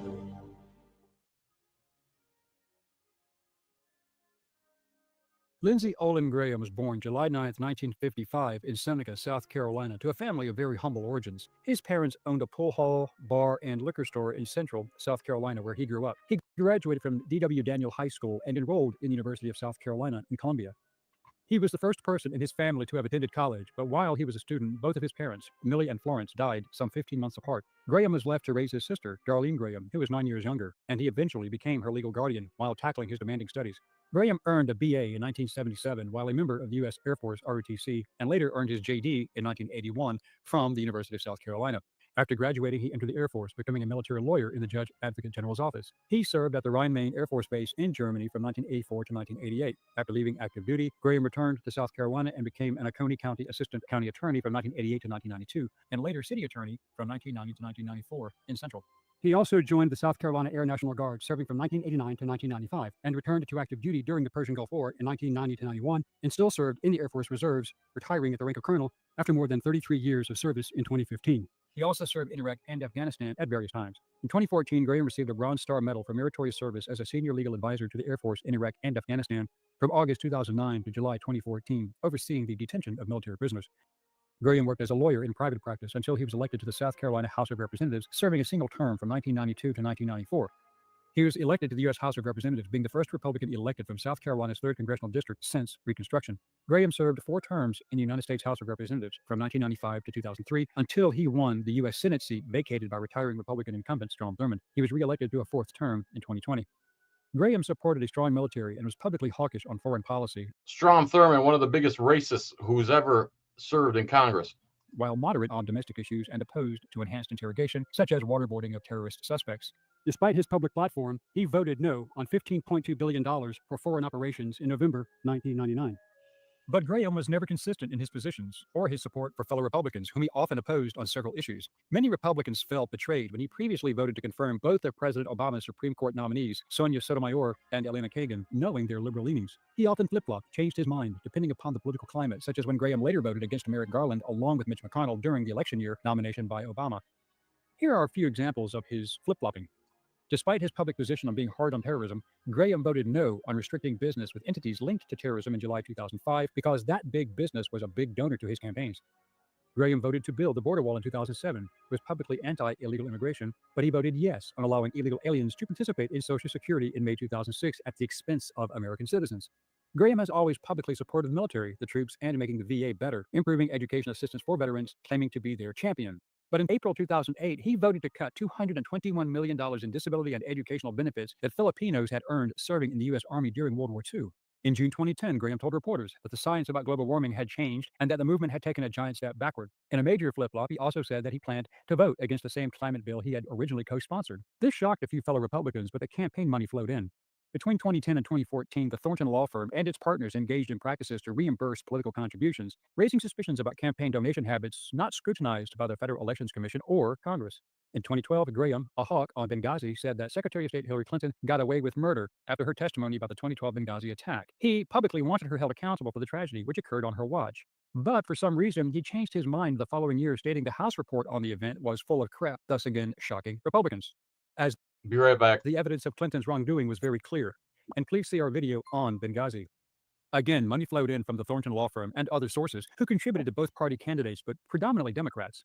Also, in June 2012, although Graham signed Grover Norquist's taxpayer protection pledge, he went on the record supporting the closure of tax loopholes without compensating decreases in other tax revenue, saying, "We're so far in debt that if you don't give up some ideological ground, the country sinks." He has currently changed that position again. He also voted against raising the debt limit. Later in 2013, in response to disclosures about the United States National Security Agency's global surveillance program, Graham said he was glad the NSA was collecting phone records on unsuspecting Americans without their consent. Ironically, he had previously voted yes on extending the Patriot Act's roving unrestricted wiretaps in February 2011. But he had previously been a strong supporter of protecting American citizens' privacy, and he had no problem with Verizon turning over records to the government without a warrant to match terrorist phones. He had previously been opposed to government interloping into the privacy of American citizens in violation of the Constitution, but he had voted on requiring FISA court warrants to monitor U.S. to foreign calls in February 2008. And in 2013, Graham voted to cut spending and raise the debt ceiling opposite his position the year before.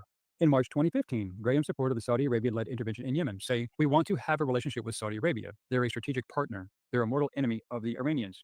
But he again changed his position, flip-flopping when in June 2019, he was one of 7 Republicans to vote to block President Trump's Saudi arms deal providing weapons to Saudi Arabia, the United Arab Emirates, and Jordan, and was one of 5 Republicans to vote against an additional 20 arms sales to anti-Iranian regimes. It was an election year after all.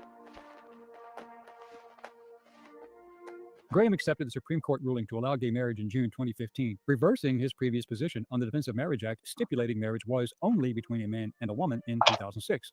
This was when Graham voted to raise taxes to pay down the national debt, raise the debt limit, but he did not push reducing federal expenditures to offset the debt. In July 2015, Graham, then running for president, called Donald Trump a jackass for his comments about John McCain. All right, so we know he's a piece of S. Trump retaliated by calling Graham an idiot and revealing Graham's personal cell phone number at a rally. This would begin a strange love-hate relationship. In December 2015, Graham strongly criticized Donald Trump's proposal to ban Muslims from entering the United States, calling him a race-baiting, xenophobic religious bigot. But later, Graham...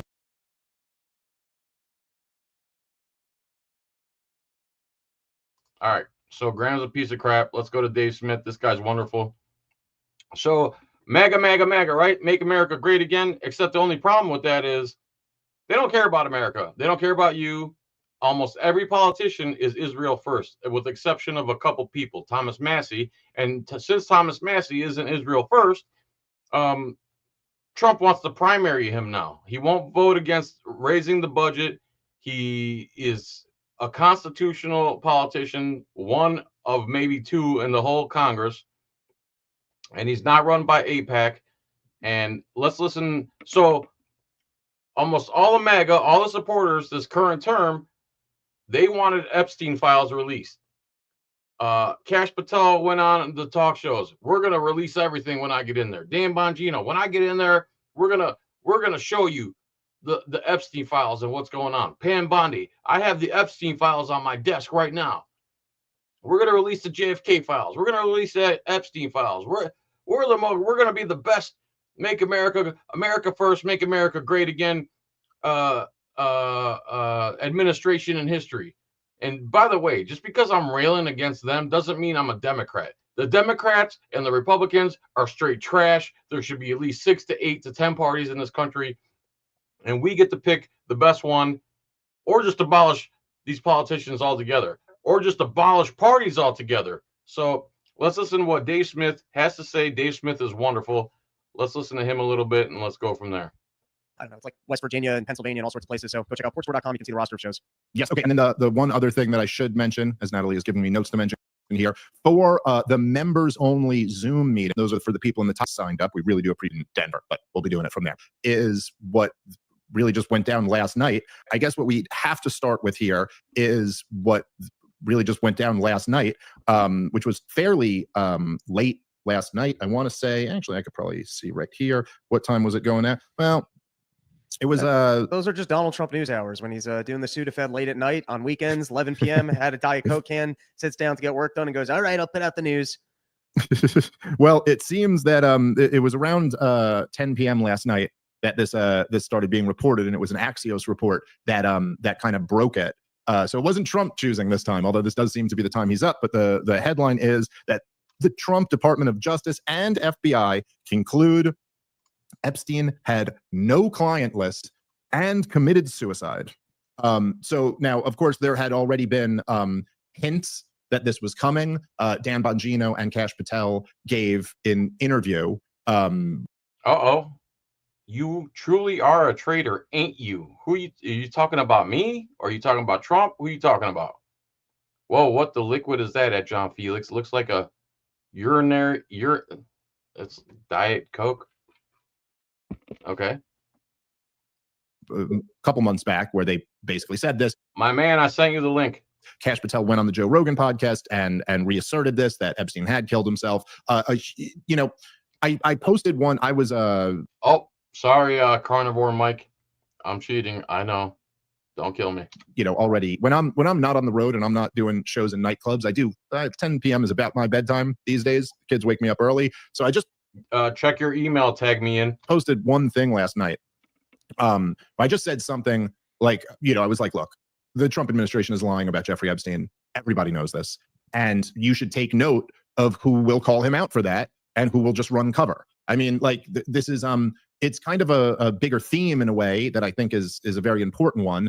And basically it's like, look, I'm not saying like nobody hates the Democrats more than me.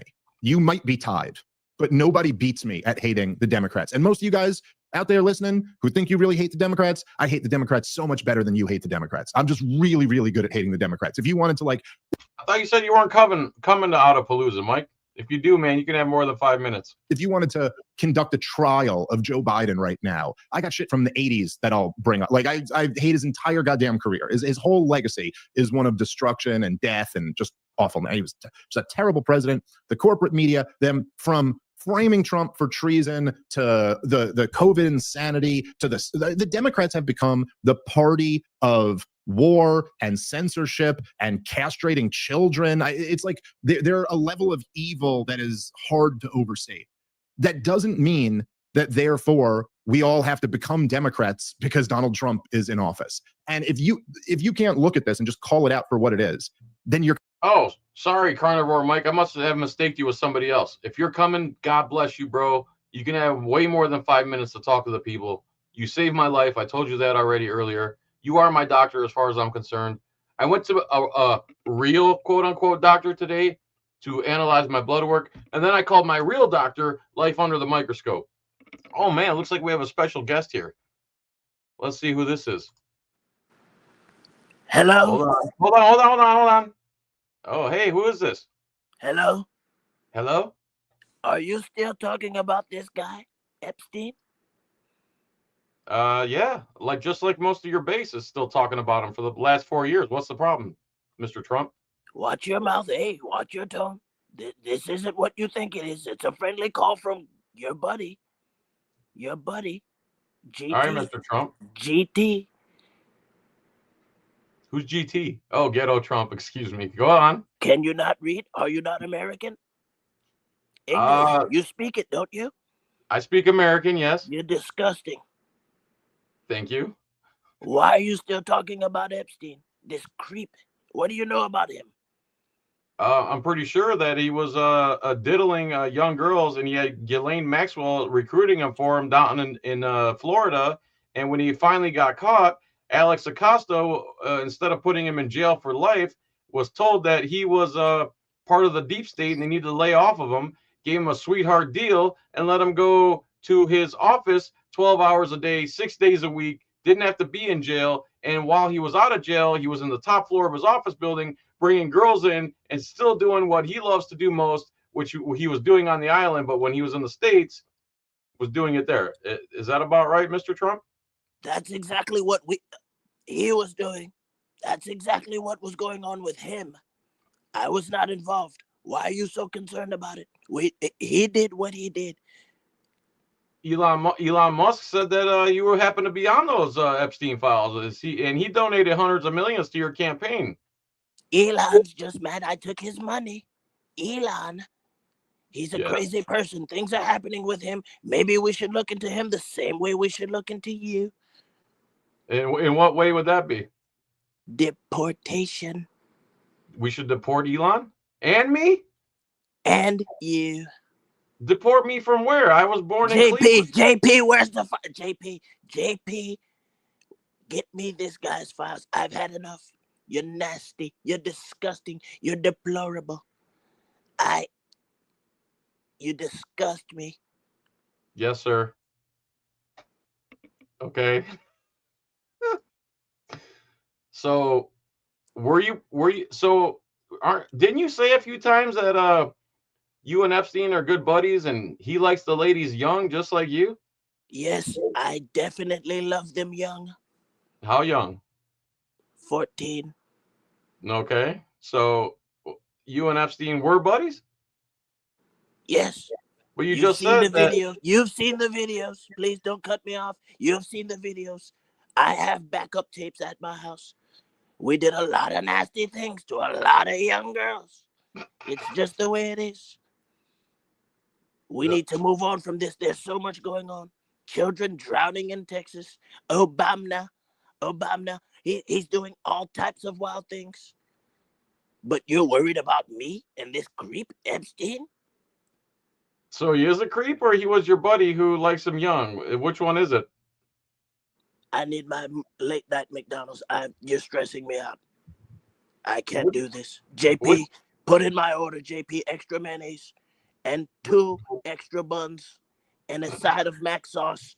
4 liter side of mac sauce. I need to drink it. Make sure it's cold. What do you get from McDonald's, if you don't mind me asking? Big Mac. I call it the presidential Mac. They know my order. Across all 51 states, not including Puerto Rico, Hawaii, and Alaska. Can anyone be on the show? On the stream? Not anyone. This is Trump. What do you mean, can anyone be on the show? No, of course. Tell your viewers, I love them. Vote for me in the primaries. Vote for. We're gonna run. We're gonna keep making America great. People like Felix, he's done here. We're gonna give you everything you want. Everything you want. Young girls, no blacks, no Arabs, no Asians, no Chinese. We're gonna give you everything you want in this country. Vote Trump for a better future, to make America great again. Okay. Is that it? You gonna hit up the drive-thru now? Why not? All right, sir. JP's already placed my order. JP Vance? What? Who's JP? JP Vance? JP Mandel. JP Mandel. Okay. All right, sir. Would you like to stay on while your order's being prepared, or? Why would I stay on the line with you? Who are you? You're a filthy Greek bastard. I want nothing to do with you. Your shithole country. You make me sick. So I'm being told to ask you about MIGA, as in make Israel great again. Can you tell us more about that? I know a word that I use frequently that replaces the M with an N. It's amazing. It's great. I classify a specific race of people with it. It's great. Hey, would you be willing to talk to a gentleman if I bring him on? No. No. Okay. All right. Okay.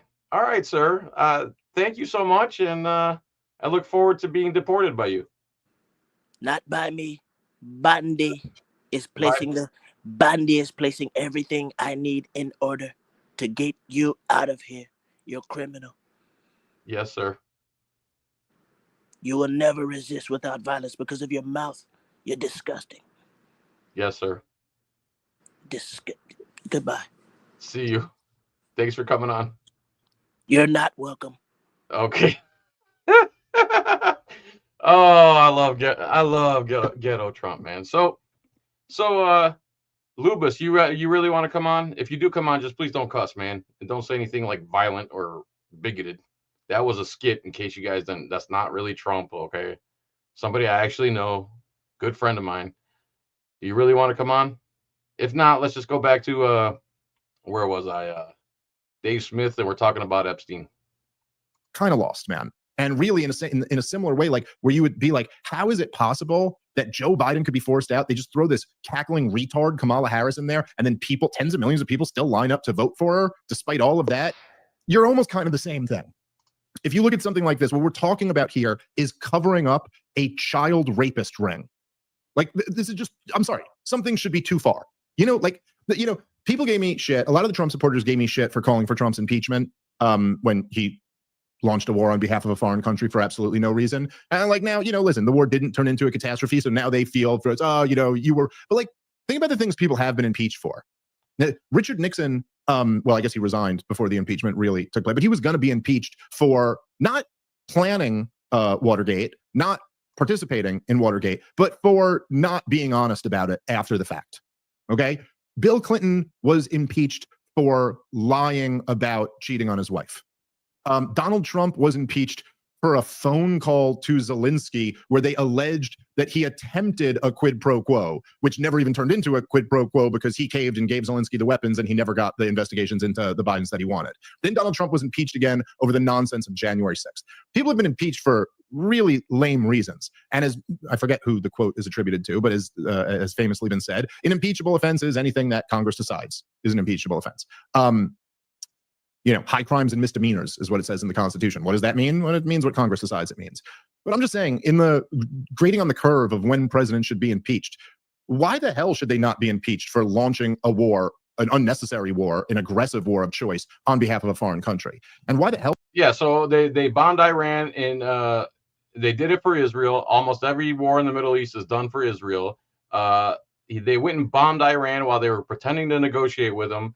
He launched an unconstitutional, illegal war, and they're trying to say that what he did wasn't launching a war. Going and bombing a country you were in negotiations with is an aggressive action, is an act of war, and you need Congress to approve the act of war. So there's that. Let's move on to this one. This is pretty funny. Hold on here while I figure this out. Gosh darn it. So this is the genius we have running our country, okay? So Trump wants to talk business with Africa in the hopes of countering China. So he does like an African summit, okay? Let's speed this up just a smidge.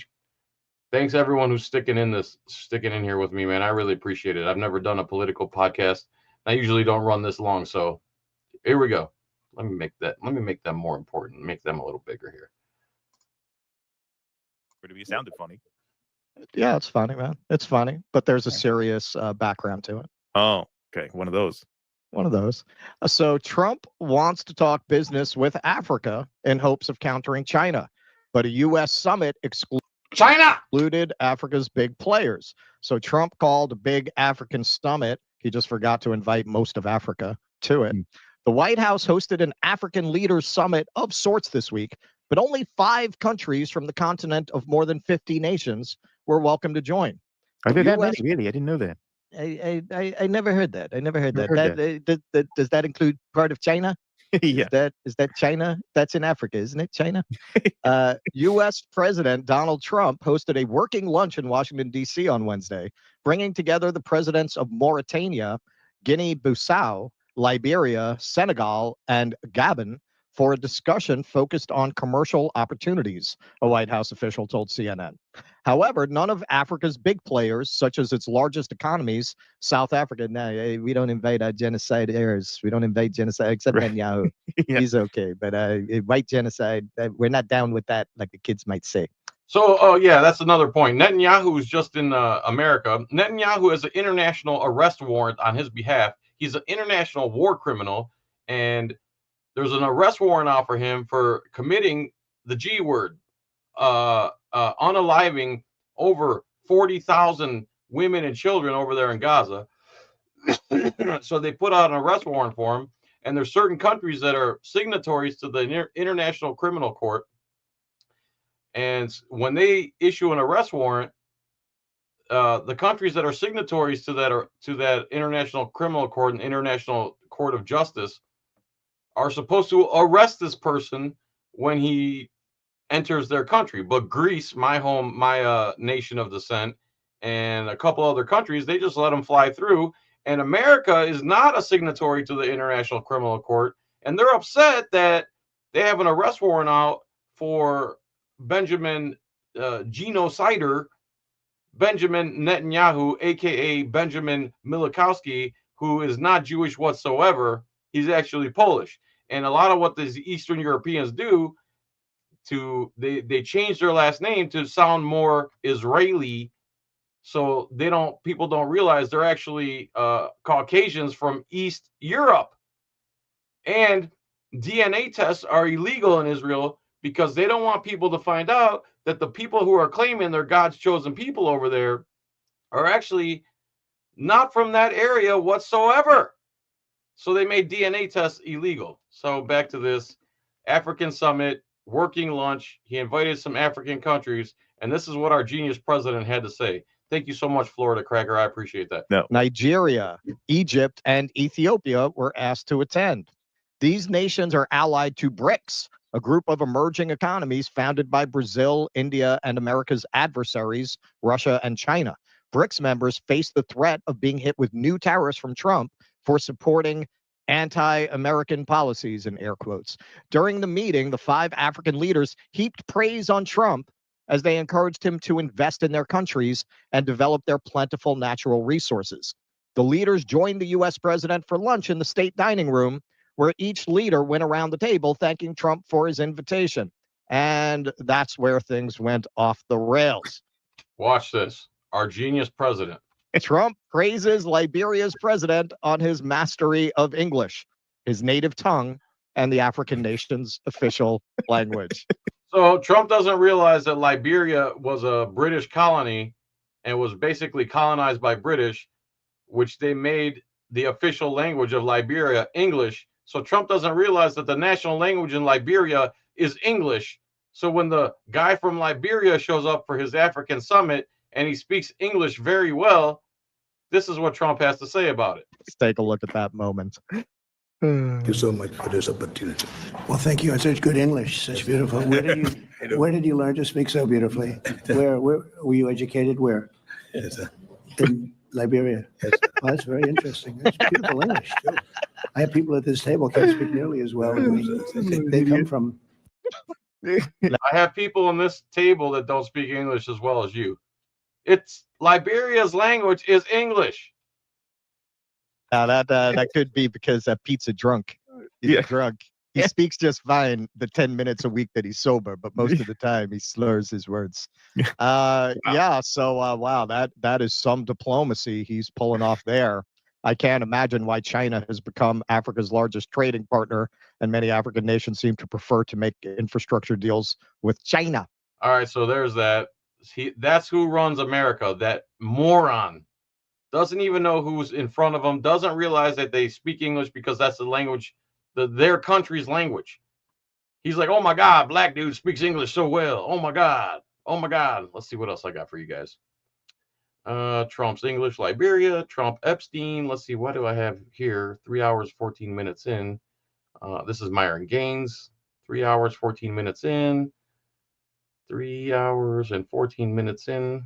I don't even remember why I set this. I've been taking notes all week.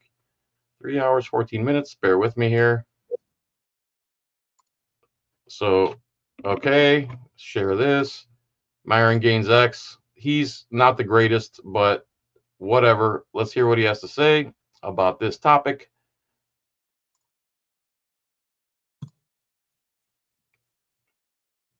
Let's go ahead and watch this real quick from Greg Reese on your boy Epstein real quick.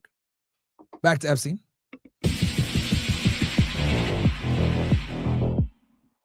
Donald Trump has been friends with Jeffrey Epstein for years. In 2002, he told New York Magazine that he's, quote, known Jeff for 15 years. Terrific guy. He's a lot of fun to be with. It is even said that I bet he is. Likes beautiful women as much as I do. And many of them are on the younger side.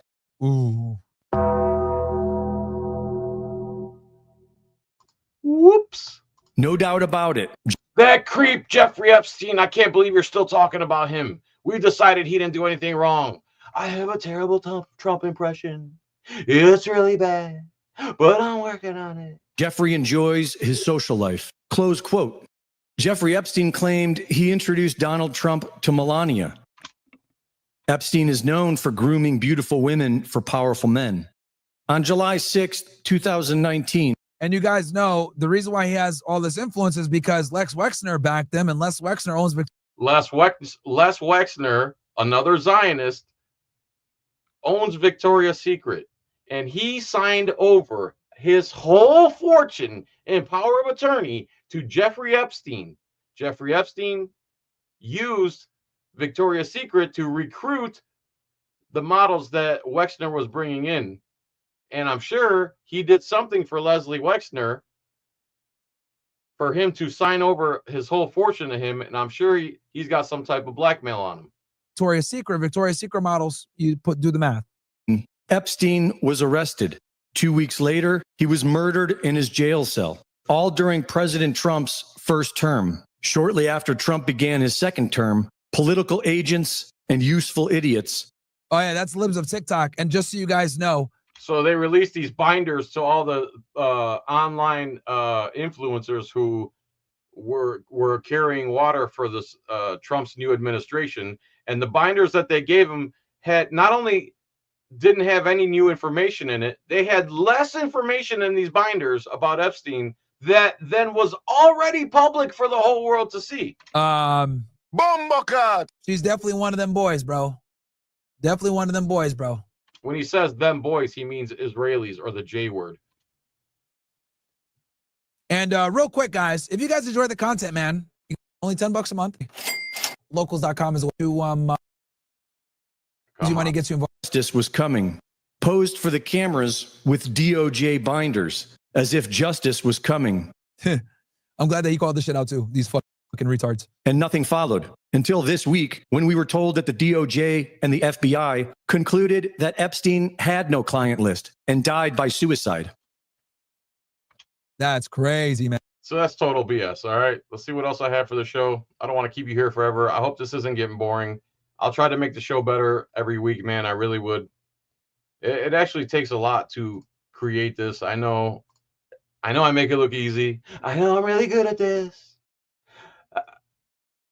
I know. The thing about imitating Trump in his accordion hands is that it's really addicting. That Michelle Obama can really cook. Let me tell you, I just recommend that she doesn't wear them gym shorts from the 1980s because her pronoun starts to show. Just saying. I'm just saying. All right. What do we got here? Trump crash out. Okay, let's see what else I got here, guys. Thanks again. What else we got here? Jimmy Dore. Oh, the telepathy tapes. That I gotta say that this episode. Telepathy tapes is unbelievable.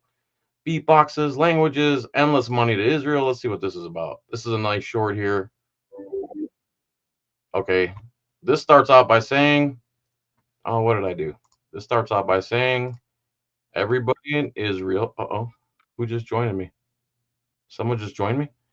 Let's see here. Perfectly articulated share. So everybody in Israel has health care. Let's listen to this. This is where our tax dollars go. Israel has health care. Nobody goes bankrupt because they have cancer. But in the United States, we don't, yet we send them aid. How does this serve the United States of America? The endless support for Israel, very expensive, when people are literally buying groceries on credit in the United States. Giving money to Israel for endless wars, years and years, billions and billions and billions of dollars. This doesn't make any sense. It's not rational. Why are we doing that?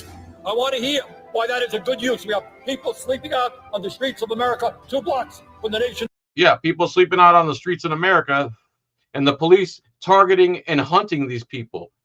But in Israel, free healthcare, free military supplies, billions and billions of dollars every year that come out when you go to work, and that money comes out of your paycheck. It gets sent over to them guys over there in Israel so they can unalive children and women. And every president of ours supports it. Every president, any politician who wants to be a politician in America has to put on the tiny hat, fly over to Israel, and wail on the Wailing Wall. Every single one. Every elected mayor of New York since 1951 has taken the trip to Israel. And as a matter of fact, there's an Arab gentleman who's a socialist, which is not good anyway, but his name is Zohran Mamdani, I believe. And on the debate stage this previous election, everyone on stage was asked this very intentional question: where will you go if elected mayor of New York City, not Tel Aviv? Where will you go if you're elected the mayor of New York City? And every one of them, I'd take the trip to the Holy Land. I'd go to Israel. Of course, I'd go to Israel if I'm elected the mayor of New York. I wonder if I could find that after this. The next guy says, I'd take my fourth trip to Israel. The next guy says, I'd go to Israel. And then I'd follow up with my fourth trip to Ukraine, our 2 biggest allies, right? Capital, you tell me why spending billions of dollars to support Netanyahu's war and starving children is a good idea. I'd love to hear it. Look, the United States and Israel are 2 separate countries, and they often are they? I think Israel's the 51st state, honestly. Have different interests. The reason the lobby works so hard is because Israel's interests conflict with America's interests, and the lobby wants to go to great lengths to make sure that Israel's interests prevail. And the only president that wasn't pro-Israel was JFK, and JFK was actually going to launch an investigation into Israel because they stole our nuclear secrets and figured out how to make nuclear weapons. So Israel is not part of the International Proliferation Treaty, IPT. So, and to this day, Israel will not admit that they have nuclear weapons. But Iran is not allowed to have nuclear weapons, even though they've never really attacked anyone. And they let the IPT inspectors into Iran. They didn't have a nuke. They weren't making a nuke. They didn't even vote or have any political ambitions to create a nuke. They enriched it up to 60% as a latent deterrent. Because if you study politics at all, every country who got rid of their nuclear weapons was overthrown by America. So what that does is tell everybody in other countries that you must have a nuclear weapon in order not to be attacked by America/Israel. So why does North Korea get to have nuclear weapons? And why don't we go attack them in the middle of the night? It's because they have nuclear weapons. Libya gave up their nuclear weapons, and what happened to them? They overthrew them. Ukraine gave up their nuclear weapons. What happened? Russia attacks them, and now hundreds of thousands, if not more, soldiers are dying in a pointless war. And in 2014, America overthrew the government of Ukraine, and they installed puppet Zelensky, and they got rid of their nuclear weapons. And Russia will not let Ukraine, which sits right on the southern border of Russia, to enter NATO, the North Atlantic Treaty Organization, because what's happening is all the countries in Europe that are part of NATO are butted up against Russia, surrounding Russia with a bunch of armaments. Of course, Russia, think about it. Would we want a bunch of Canada and Mexico and Cuba and all these places? Would we want them to be anti-America and start setting up armaments all around our country, we would never stand for that. But they expect Russia to stand for that so that Israel, America can dominate the whole world, right? That competition. Everybody in Israel. Well, that's a good one. Let me see what else we got here. Let's go back to me, my beautiful face there. And thank you everybody for sticking in here with me. I really appreciate it, especially this long. Let's see if I could find where would you go if you are elected mayor of New York?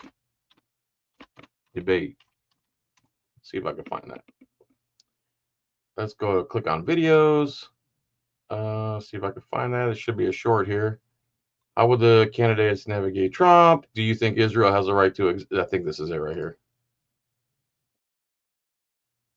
Okay. I think this is it.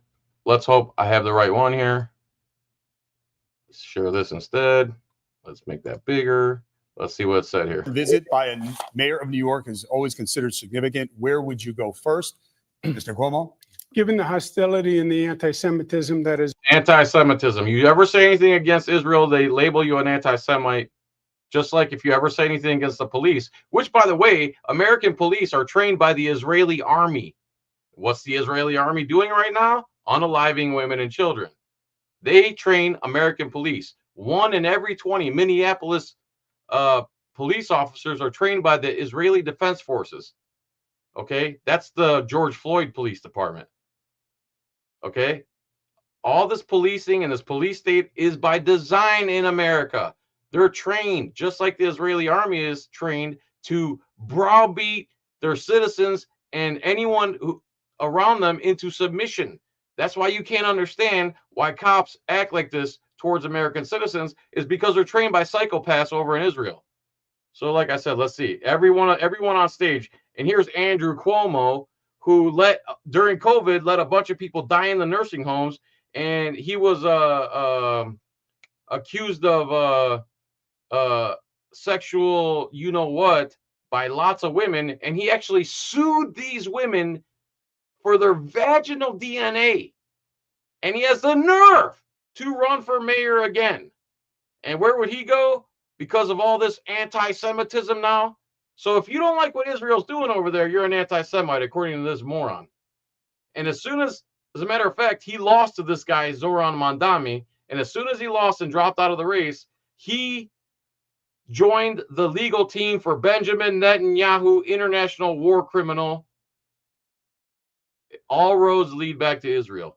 By the way, there's a gentleman in our sphere named Absolute Defiance. He knows all this stuff. He's great. I want to have him on one day. Been shown in New York. I would go to Israel.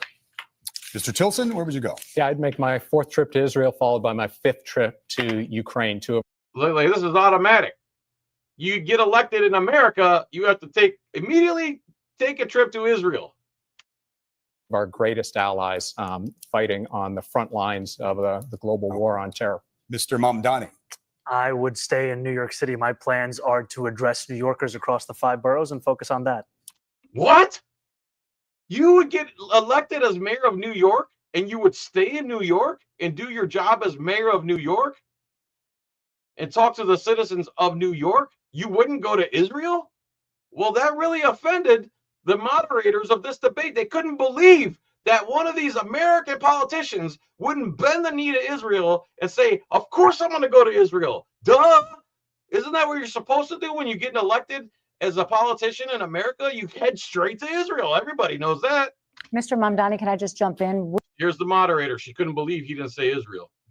Would you visit Israel? Would you visit Israel No, as mayor? I will be doing, as the mayor, I'll be standing up for Jewish New Yorkers, and I'll be meeting them wherever they are across the 5 boroughs, whether that's in their synagogues and temples or at their homes or at the subway platform, because ultimately we need to focus on delivering on their concerns. And just yes or no, do you believe in a Jewish state of Israel? A Jewish state of Israel. See, they throw that in there because in order for Israel to complete the greater Israel project, which means take over Gaza, take over the West Bank, take over the Golan Heights. Now they've taken over part of Syria. They keep attacking Lebanon, etc. It has to be a majority Jewish. Otherwise, they can't have Jewish supremacist control over the region.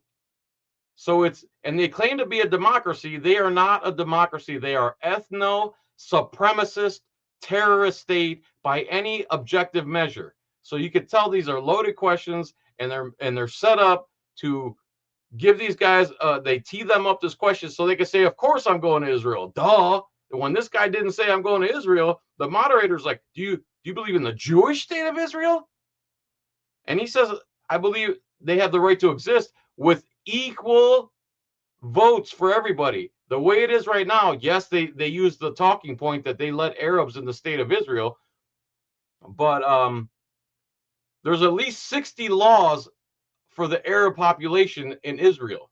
And there's apartheid in the West Bank. And obviously in Gaza, you see what they're doing over there. They're trying to clean them out of there. And even Trump said, we're going to own Gaza. We're going to turn it into Gaza Lago. We're going to build hotels there. And the Palestinians need to leave. What, bro? What? I believe Israel has the right to exist. Not as a Jewish state? As a Jewish state.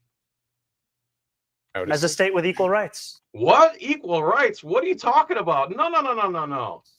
He won't, he Not won't as a say it Jewish has a state. right to exist as a Jewish state. Be very And clear his on answer was no. He will not say it has. Why does he have to even answer this question? Why is this question even being asked as a mayoral candidate of New York City? It's ridiculous. Oh, he won't visit Israel. I said that. That's what he was trying to say. No. Unlike No, you, I he answer. never- Unlike he you, I never answer said questions no. very Okay. directly. All right, I and I think want to we're be clear. You very answered- clear. I you answered- believe every state should be a state of equal rights. Okay, thank you. How dare you? I'm done. Visit by. So there's that. Let me see if I can find one more thing. It's actually on my channel. Let me go to my John Felix channel, JOHN FILAX, Philax. If you're hooked on phonics, go to my channel. Let's go to shorts and let's hear it. The shorts and let's find out what Trump actually said about Israel. I think I played this on the last one, but it's still so unbelievable. Here it is.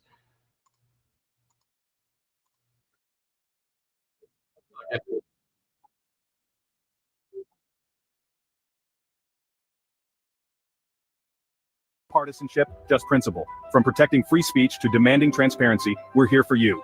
Visit tac-us.org to learn more and join the movement. tac-us.org, because your rights deserve a voice. Act now. So tac-us.org if you want to join our 501c3, 501c4 nonprofit, completely legitimate. Join for free. We already have thousands of members. Our EIN number from the state of Florida has come in. We'll be set up to do things.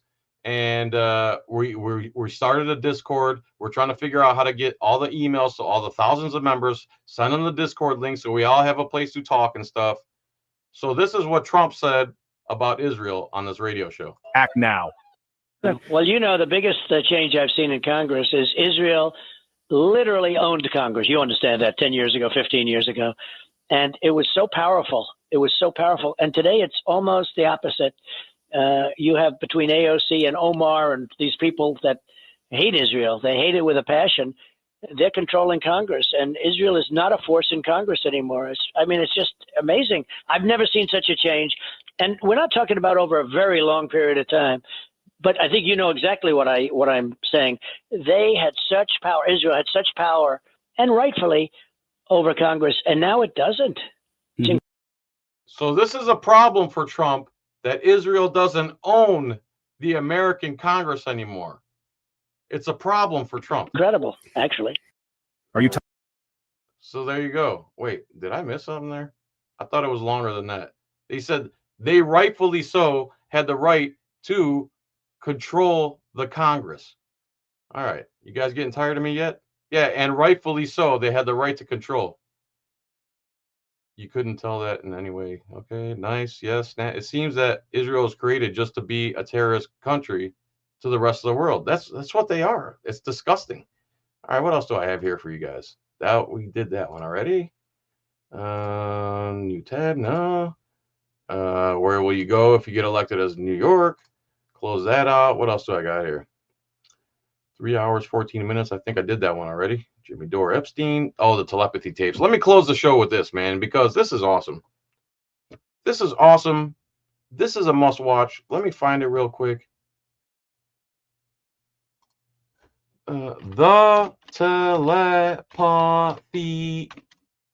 tapes. Let's see here. Telepathy tapes. The telepathy. Yeah, telepathy tapes. Where do I want to go here? Videos. Episode 1, Unveiling the Hidden World of Telepathic Communication.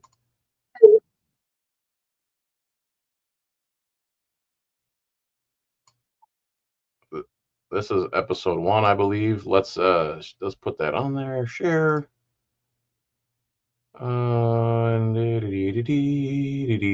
Share screen. Share. Subscribe to this. How am I not subscribed? Holy crap. I've watched every single one of these. This is unbelievable. My brother is autistic, and I'm going to try to see if my brother can do some of this stuff. But just listen to a little bit of this. You're not going to believe what you hear. And I implore you to go and this is all audio. So if you're doing chores, you're cutting the grass, listen to this series. There's like 10 episodes. It's unfreaking real. Listen to this. Hey, what's up, everyone? This is Kai Dickens, and you're listening to the Telepathy Tapes podcast. My son said to me, I can hear thoughts. What is this phenomena happening? Why are his mind and my mind completely connected? Telepathy is the tip of the iceberg with their spiritual gifts. People don't understand that they can do this. They don't even have to be in the same room, the same zip code. For decades, a very specific group of people have been claiming telepathy is happening in their homes and in their classrooms. And nobody has believed them. Nobody has listened to them. But on this podcast, we do.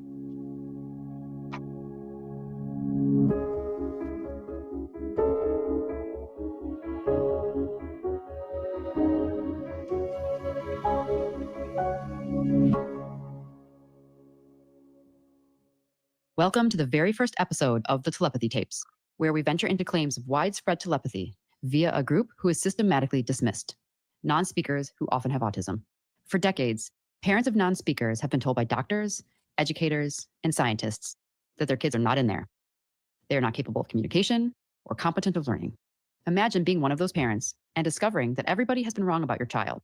They are in there, they are competent, and they can communicate, but then also discovering that your child can read your mind. Would you expect to be believed? We're going to meet people who experience this phenomenon from every corner of the world. We'll travel to Georgia, Wisconsin, Oregon, New Jersey, and so many places in between. We'll also hear from families in England, Israel, Mexico, and India. I find it very difficult to figure out how to bring anyone into this world due to the natural skeptic in all of us.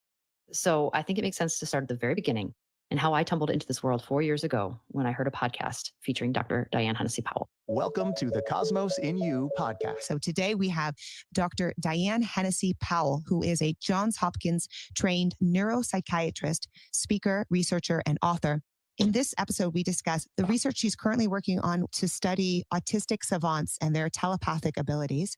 I had never heard of something like telepathy being talked about from a neuroscientist. And I went back to the intro just to learn a little bit more about Dr. Powell's background. I applied to medical school and went to Johns Hopkins. And while there, I continued to do neuroscience research and work with some of the greatest minds in neuroscience. And instead of staying on to Hopkins for faculty, I joined the faculty at Harvard. So as much as someone can be, she's a legitimate academic. And she goes on to talk about her background in research. She started by studying savant skills. For a quick refresher, savants have exceptional aptitude in something like math or language or art without having any formal training or exposure to the skill.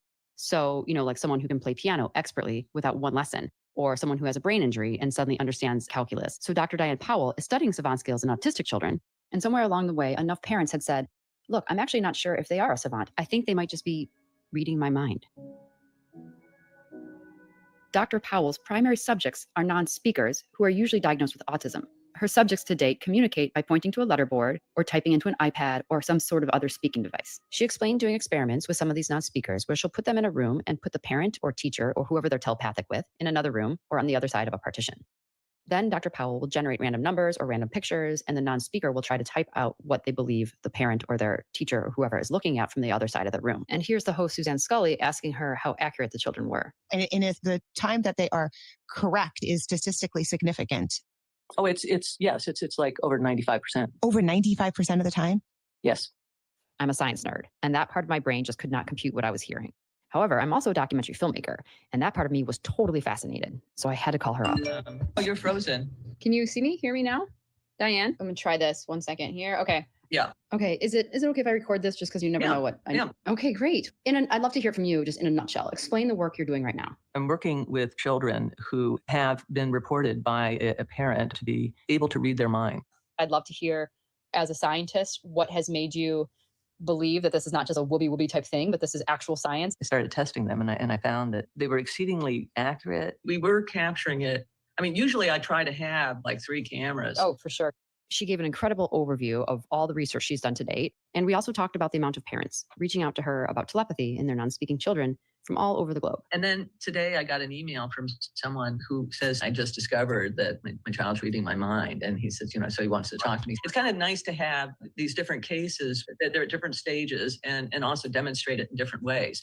And so even if you can't get the perfect experimental setup, you have to look at the cumulative evidence to date. And that made me ask about the perfect experimental setup. If she could have anything, what would it be?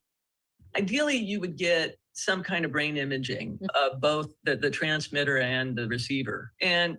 So I don't want to bore you with this whole thing. You have to watch this.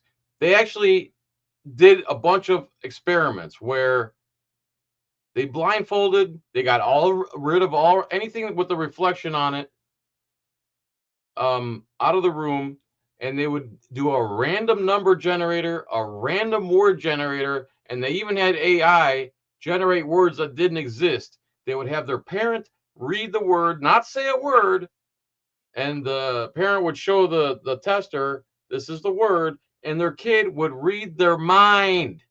They would read their mind. You must watch the telepathy tapes. Okay? Solo Yacker said he wanted to come on. Yeah, come on, man. Where you at? I sent the link to your email. Come on the stream, man, so I can finish this up. Tell us what you want to tell us, all right? You also should watch the BB files. BB is Benjamin Netanyahu, who is the Prime Minister of Israel. YouTube. This is YouTube. This is on YouTube. It's called Telepathy Tapes. I'm pretty sure that's the name of the channel. Let's see here. The Telepathy Tapes. There it is. Well, let's make it bigger. There it is. Okay, the videos. This is a must-watch, and I'm not even scratching the surface. The East 13. So you want to watch the tapes? There's a part 2 right here. I actually listened to this whole thing. Let's see, episode 1 we were just listening to. Episode 2, exploring animal telepathy, talk tracks, Q&A with the parents, awakening the mind, body, conscious. I wish I could just go to I should have had this queued up. Maybe I'll do it for the next one. But the tests they were running were just so freaking unbelievable. Maybe I can Hi, find everyone. I'm Kai Dickens, and I'm thrilled to welcome you to the term I'm hearing more often to describe predicting. We have to think that in 3 short months, going to the Tibetan mountains, want to go to the hill state. The dream where I went to a hill. So there's this thing they call the hill, and these children, who most of them have autism, and they have a hard time speaking like with you or I, just like my brother. He has a hard time holding a conversation, even though he speaks 2 languages, at least 2 languages. Well, these kids would, like, one of them would go to his bed, cover his whole head with pillows and stuff to drown out the noise from the real world, and they would go somewhere in their mind called the hill, where all the other kids around the world would go to this place called the hill in their mind and talk to each other. So one kid would know what's going on with another kid in several states away or several countries away. And I really wish I had it queued up to the right place. We could do it on the next podcast. And Solo, I guess, is not coming to the podcast. So I think we're going to end it there, everybody. I cannot thank you enough for joining this podcast. The several of you that came. What's happening with Solo arrest? Go to my John Felix channel. I did a little coverage on it. He was arrested for, I think, stalking or harassment and abuse of public records law. because he obtained public information about the city manager and her addresses, which is public information, and he published it under his First Amendment right to publish it. They're trying to say he did something wrong. Well, the only way you can violate that law as a citizen is if you obtain the information in an unauthorized manner. In other words, you hacked a computer, a government computer or something, to get that information, or you got it through some other means you weren't supposed to get it because it's exempted information. Well, the information he got about her addresses was public information, so he got it in an authorized manner. The only other people that can violate that law is a government employee who has access to the exempted information and happens to release it. So that should be dead on his face. The harassment they're trying to say is, I guess, because the harassment they're trying to say is because she was on a talk show. She was on a talk show, and the host asked her, "What do you do to subside all the stress from being the city manager?" She says, "I love dark chocolate." So what Soloyaker did, we went to their town hall meeting, and Warren Sapp, as a matter of fact, was there, and he was wearing this shirt right here. "I don't need sex. The government asks me every day." And as a matter of fact, at that same town hall, our subscriber gave us all these T-shirts for free. It was very nice of him. He gave me one. He gave Warren Sapp one. So Soloyaker bought a variety pack of chocolates, the Ferrero Rocher. Soloyaker, man, I sent you the link. Come on. And when it was his turn to speak at the podium, he says to Jennifer Poirier, the city manager of Clearwater, "I heard you like dark chocolate. Well, I got one better for you." And then I went to the right of Soloyaker, and Warren Sapp, wearing this shirt, went to the left of Soloyaker, and he holds up the chocolates and he says, "Well, I got you something better than dark chocolate. I got a 3-pack for you. I got white chocolate," and I raised my hand. And then I got milk chocolate, and Soloyaker raised his hand. And I got dark chocolate, and Warren Sapp raised his hand. And then he made videos where he's talking about her boobs, and he's zooming into her butt, and he's playing the song "Booty, Booty, Booty, Booty, Booty" everywhere in the background. So I think that's where the stalking harassment charge comes from. And there you go, 2 hours and 42 minutes of this podcast. I'm sorry it didn't go that smooth. Thank you, everybody, so much for joining me. The people who stayed this long, bless you. Much love. I can't thank you enough for supporting me all these years. I'm not worthy, okay? Hopefully I see you at Autopalooza, except for you, Gio. You ruined it for me last year. You yelled at me. Let me tell you the story about Gio. Gio and Dr. Sean show up there. I have a bungalow that Larry gave me to stay in. I had a nice bed in there, and there was like a staircase that went upstairs, and there was 2 more little things that they could stay in. Well, Dr. Sean, who's an angel to say the least, Dr. Sean Berry, and Gio show up there, and they set up a damn tent outside. Well, it was cold in Pensacola. I didn't realize how cold it gets in Pensacola. As a matter of fact, it snowed there last winter. It snowed. So it was getting cold. They set up a tent. They're out there. And once again, I go out there after telling them several times. I go out to the tent. I go, "Listen, guys, it's cold out here." And Dr. Sean's like, "I was a Marine, dude. I don't care." And I'm like, "You don't have to sleep out here, man. Come inside. Come inside." It also had a heater in there, which my dumb ass didn't even realize that there was a heater in there, or else I would have turned it on. So anyway, Dr. Sean's like, "No." And then Gio is like laying down already, and he's like, you see his arm go over like this, and he's like, "I was already asleep, and you came out here to tell me it was cold." Oh boy. All right, guys. Thank you, everybody. I can't thank you enough. I'm gonna go eat some meat. That's right. Lots of it. And the damn cooking competition between Soloyaker, it was me, Soloyaker, and Auditing Erie County, thought he was going to bring some marinated chicken down, and he was going to win the cooking competition. I made the tour of Greece. I made stuffed grape leaves. I made with egg lemon sauce. What was that? What else? And Greek marinated pork and Greek lasagna with bechamel topping. The tour of Greece is what my dish was. Soloyaker made this beautiful, I believe it was filet mignon and shrimp pasta, and it was very nice, even though I didn't get to try it. And we've picked out some judges, And Gio was one of the damn judges. So they try our food. They give us a score. They turn the score into the damn bartender. And when it was Solo Yakker's turn, damn Gio says, "Oh, man, I can't eat seafood." What? You can't eat seafood? So now we got to replace Gio. And we just picked a lady who I believe it was Larry's mom. No, Gio, I'm not going to get over it, bro. I wanted that spatula. Tell me to get over it. Get over it, fat boy. So Gio can't eat fish. We replace him with a judge, and the judge just happens to love pasta. So she had a beautiful filet and shrimp pasta that Solo Yakker made, and she gave him a 10. So Solo Yakker won the cooking competition by 2 points. 2 points. I think we're going to go at it again this year. I think we're going to do a blind this time, so you're not going to know who cooked the food. You're just going to give it a rating based on how good it is.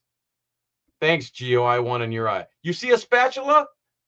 I got my award from Audapalooza. By the way, we're going to have awards again. I told Larry we want awards like this for this year.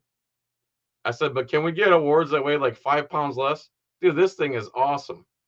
It's so awesome. What did I win? First Amendment Auditor Legacy Awards. Most Creative 2024. That's me. I'm the most creative. Yeah. I'm so creative. Yeah. I was so creative today. I made food today. I went to the doctor today, and the doctor was like, "I'm diagnosing you with being so creative. Here's an award." All right, guys. That's it, man. America's Billiard League, thanks for sponsoring. Audapalooza, Saturday, October 18th. Get your tickets. Don't wait. It's going to sell out this year, for sure. More auditors are going to be there this year. That exactly, ex-bootlicker. I wanted the best catchphrase award for saying, "Are you a sovereign citizen?" And I say, "No, I do not work for the police." No, sir, I don't work for the police. America's Billiard League, tac-us.org, our Bill of Rights Foundation. It's moving slow, but we're moving. Audapalooza 2025. Thanks, everybody, for joining my podcast. Thanks, for everybody who stayed this long. Thanks to my doctor, Life Under the Microscope, who I trust him more than any doctor I've ever talked to in my whole life. But just to be fair to my doctor, my real doctor I went to today, he said, whatever you're doing is working. He said that. And he tried to put me back on a statin medication. I said no. He prescribed another cholesterol medication. I'm not even going to get it filled because I trust my doctor, Life Under the Microscope, more than I trust him. All right, everybody. Thank you. See you next Monday, hopefully. If I can't do it on Monday night, I'll figure out a different night to do it. I really appreciate everybody. You guys have a good day. I should find the damn, what should I find here? I should find the outro. I at least should play the damn, these guys did a lot of work creating this intro for me. And I should at least play it. What is this crap? What? Let's go to my channel. Let's go to view my channel. Let's go to switch channels, switch account. Yeah, there we are. Let's go to that. These guys worked hard on this intro for me. Nope, that's not it. Go back. I'm on the wrong channel. Maybe that's why. Oh no, I'm not. Subscribe videos. Let's see here. Videos. Where is that? Where is it? I'm on the wrong channel. Switch channels. View your channel, switch account. Let's go to this channel. Okay, let's go to. Wait, no. Go to the John Felix channel. What's wrong with you? View my channel. Yeah, play last week's intro. That's exactly what I'm trying to do. Here we go. Here it is, I think. I'm pretty sure it's this one. Maybe. Or it's this one. Let's share this. Share. Share. I think it's this one. Anyway, guys, thank you so much. I'm going to play you out this intro these gentlemen made for me. Rami helped me make this, and Joe Black helped me make this. Guys, email me your address so I can give you your autographed Constitution and I'll make you a nice coin ring, a nice, beautiful silver coin ring, and I'll give you an Audipalooza 2024 dog tag for helping me out with this. Everybody have a good day. Thanks for joining Resisting Without Violence. See you later. Bye.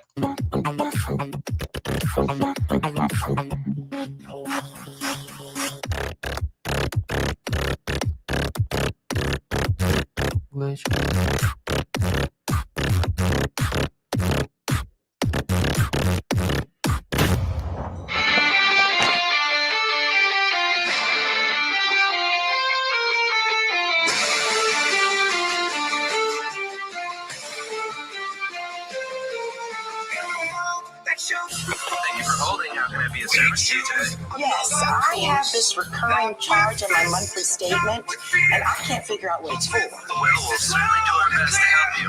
What does the charge say on your statement? Well, it's a $275 charge, and it just says Iraq War. Yes, ma'am, that is correct. The Iraq War cost the average American family over $16,000. Without violence. Are you kidding? Well, I never signed up for that. I'm sorry, man. You don't sign up. Because law enforcement takes human suffering and turn it into cash.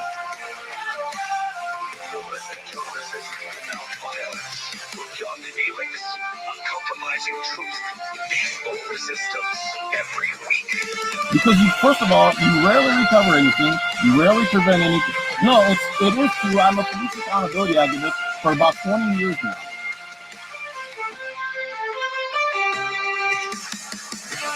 How many bad cops have you arrested?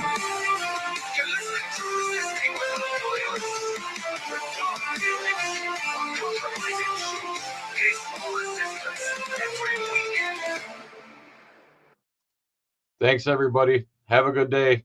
See you later.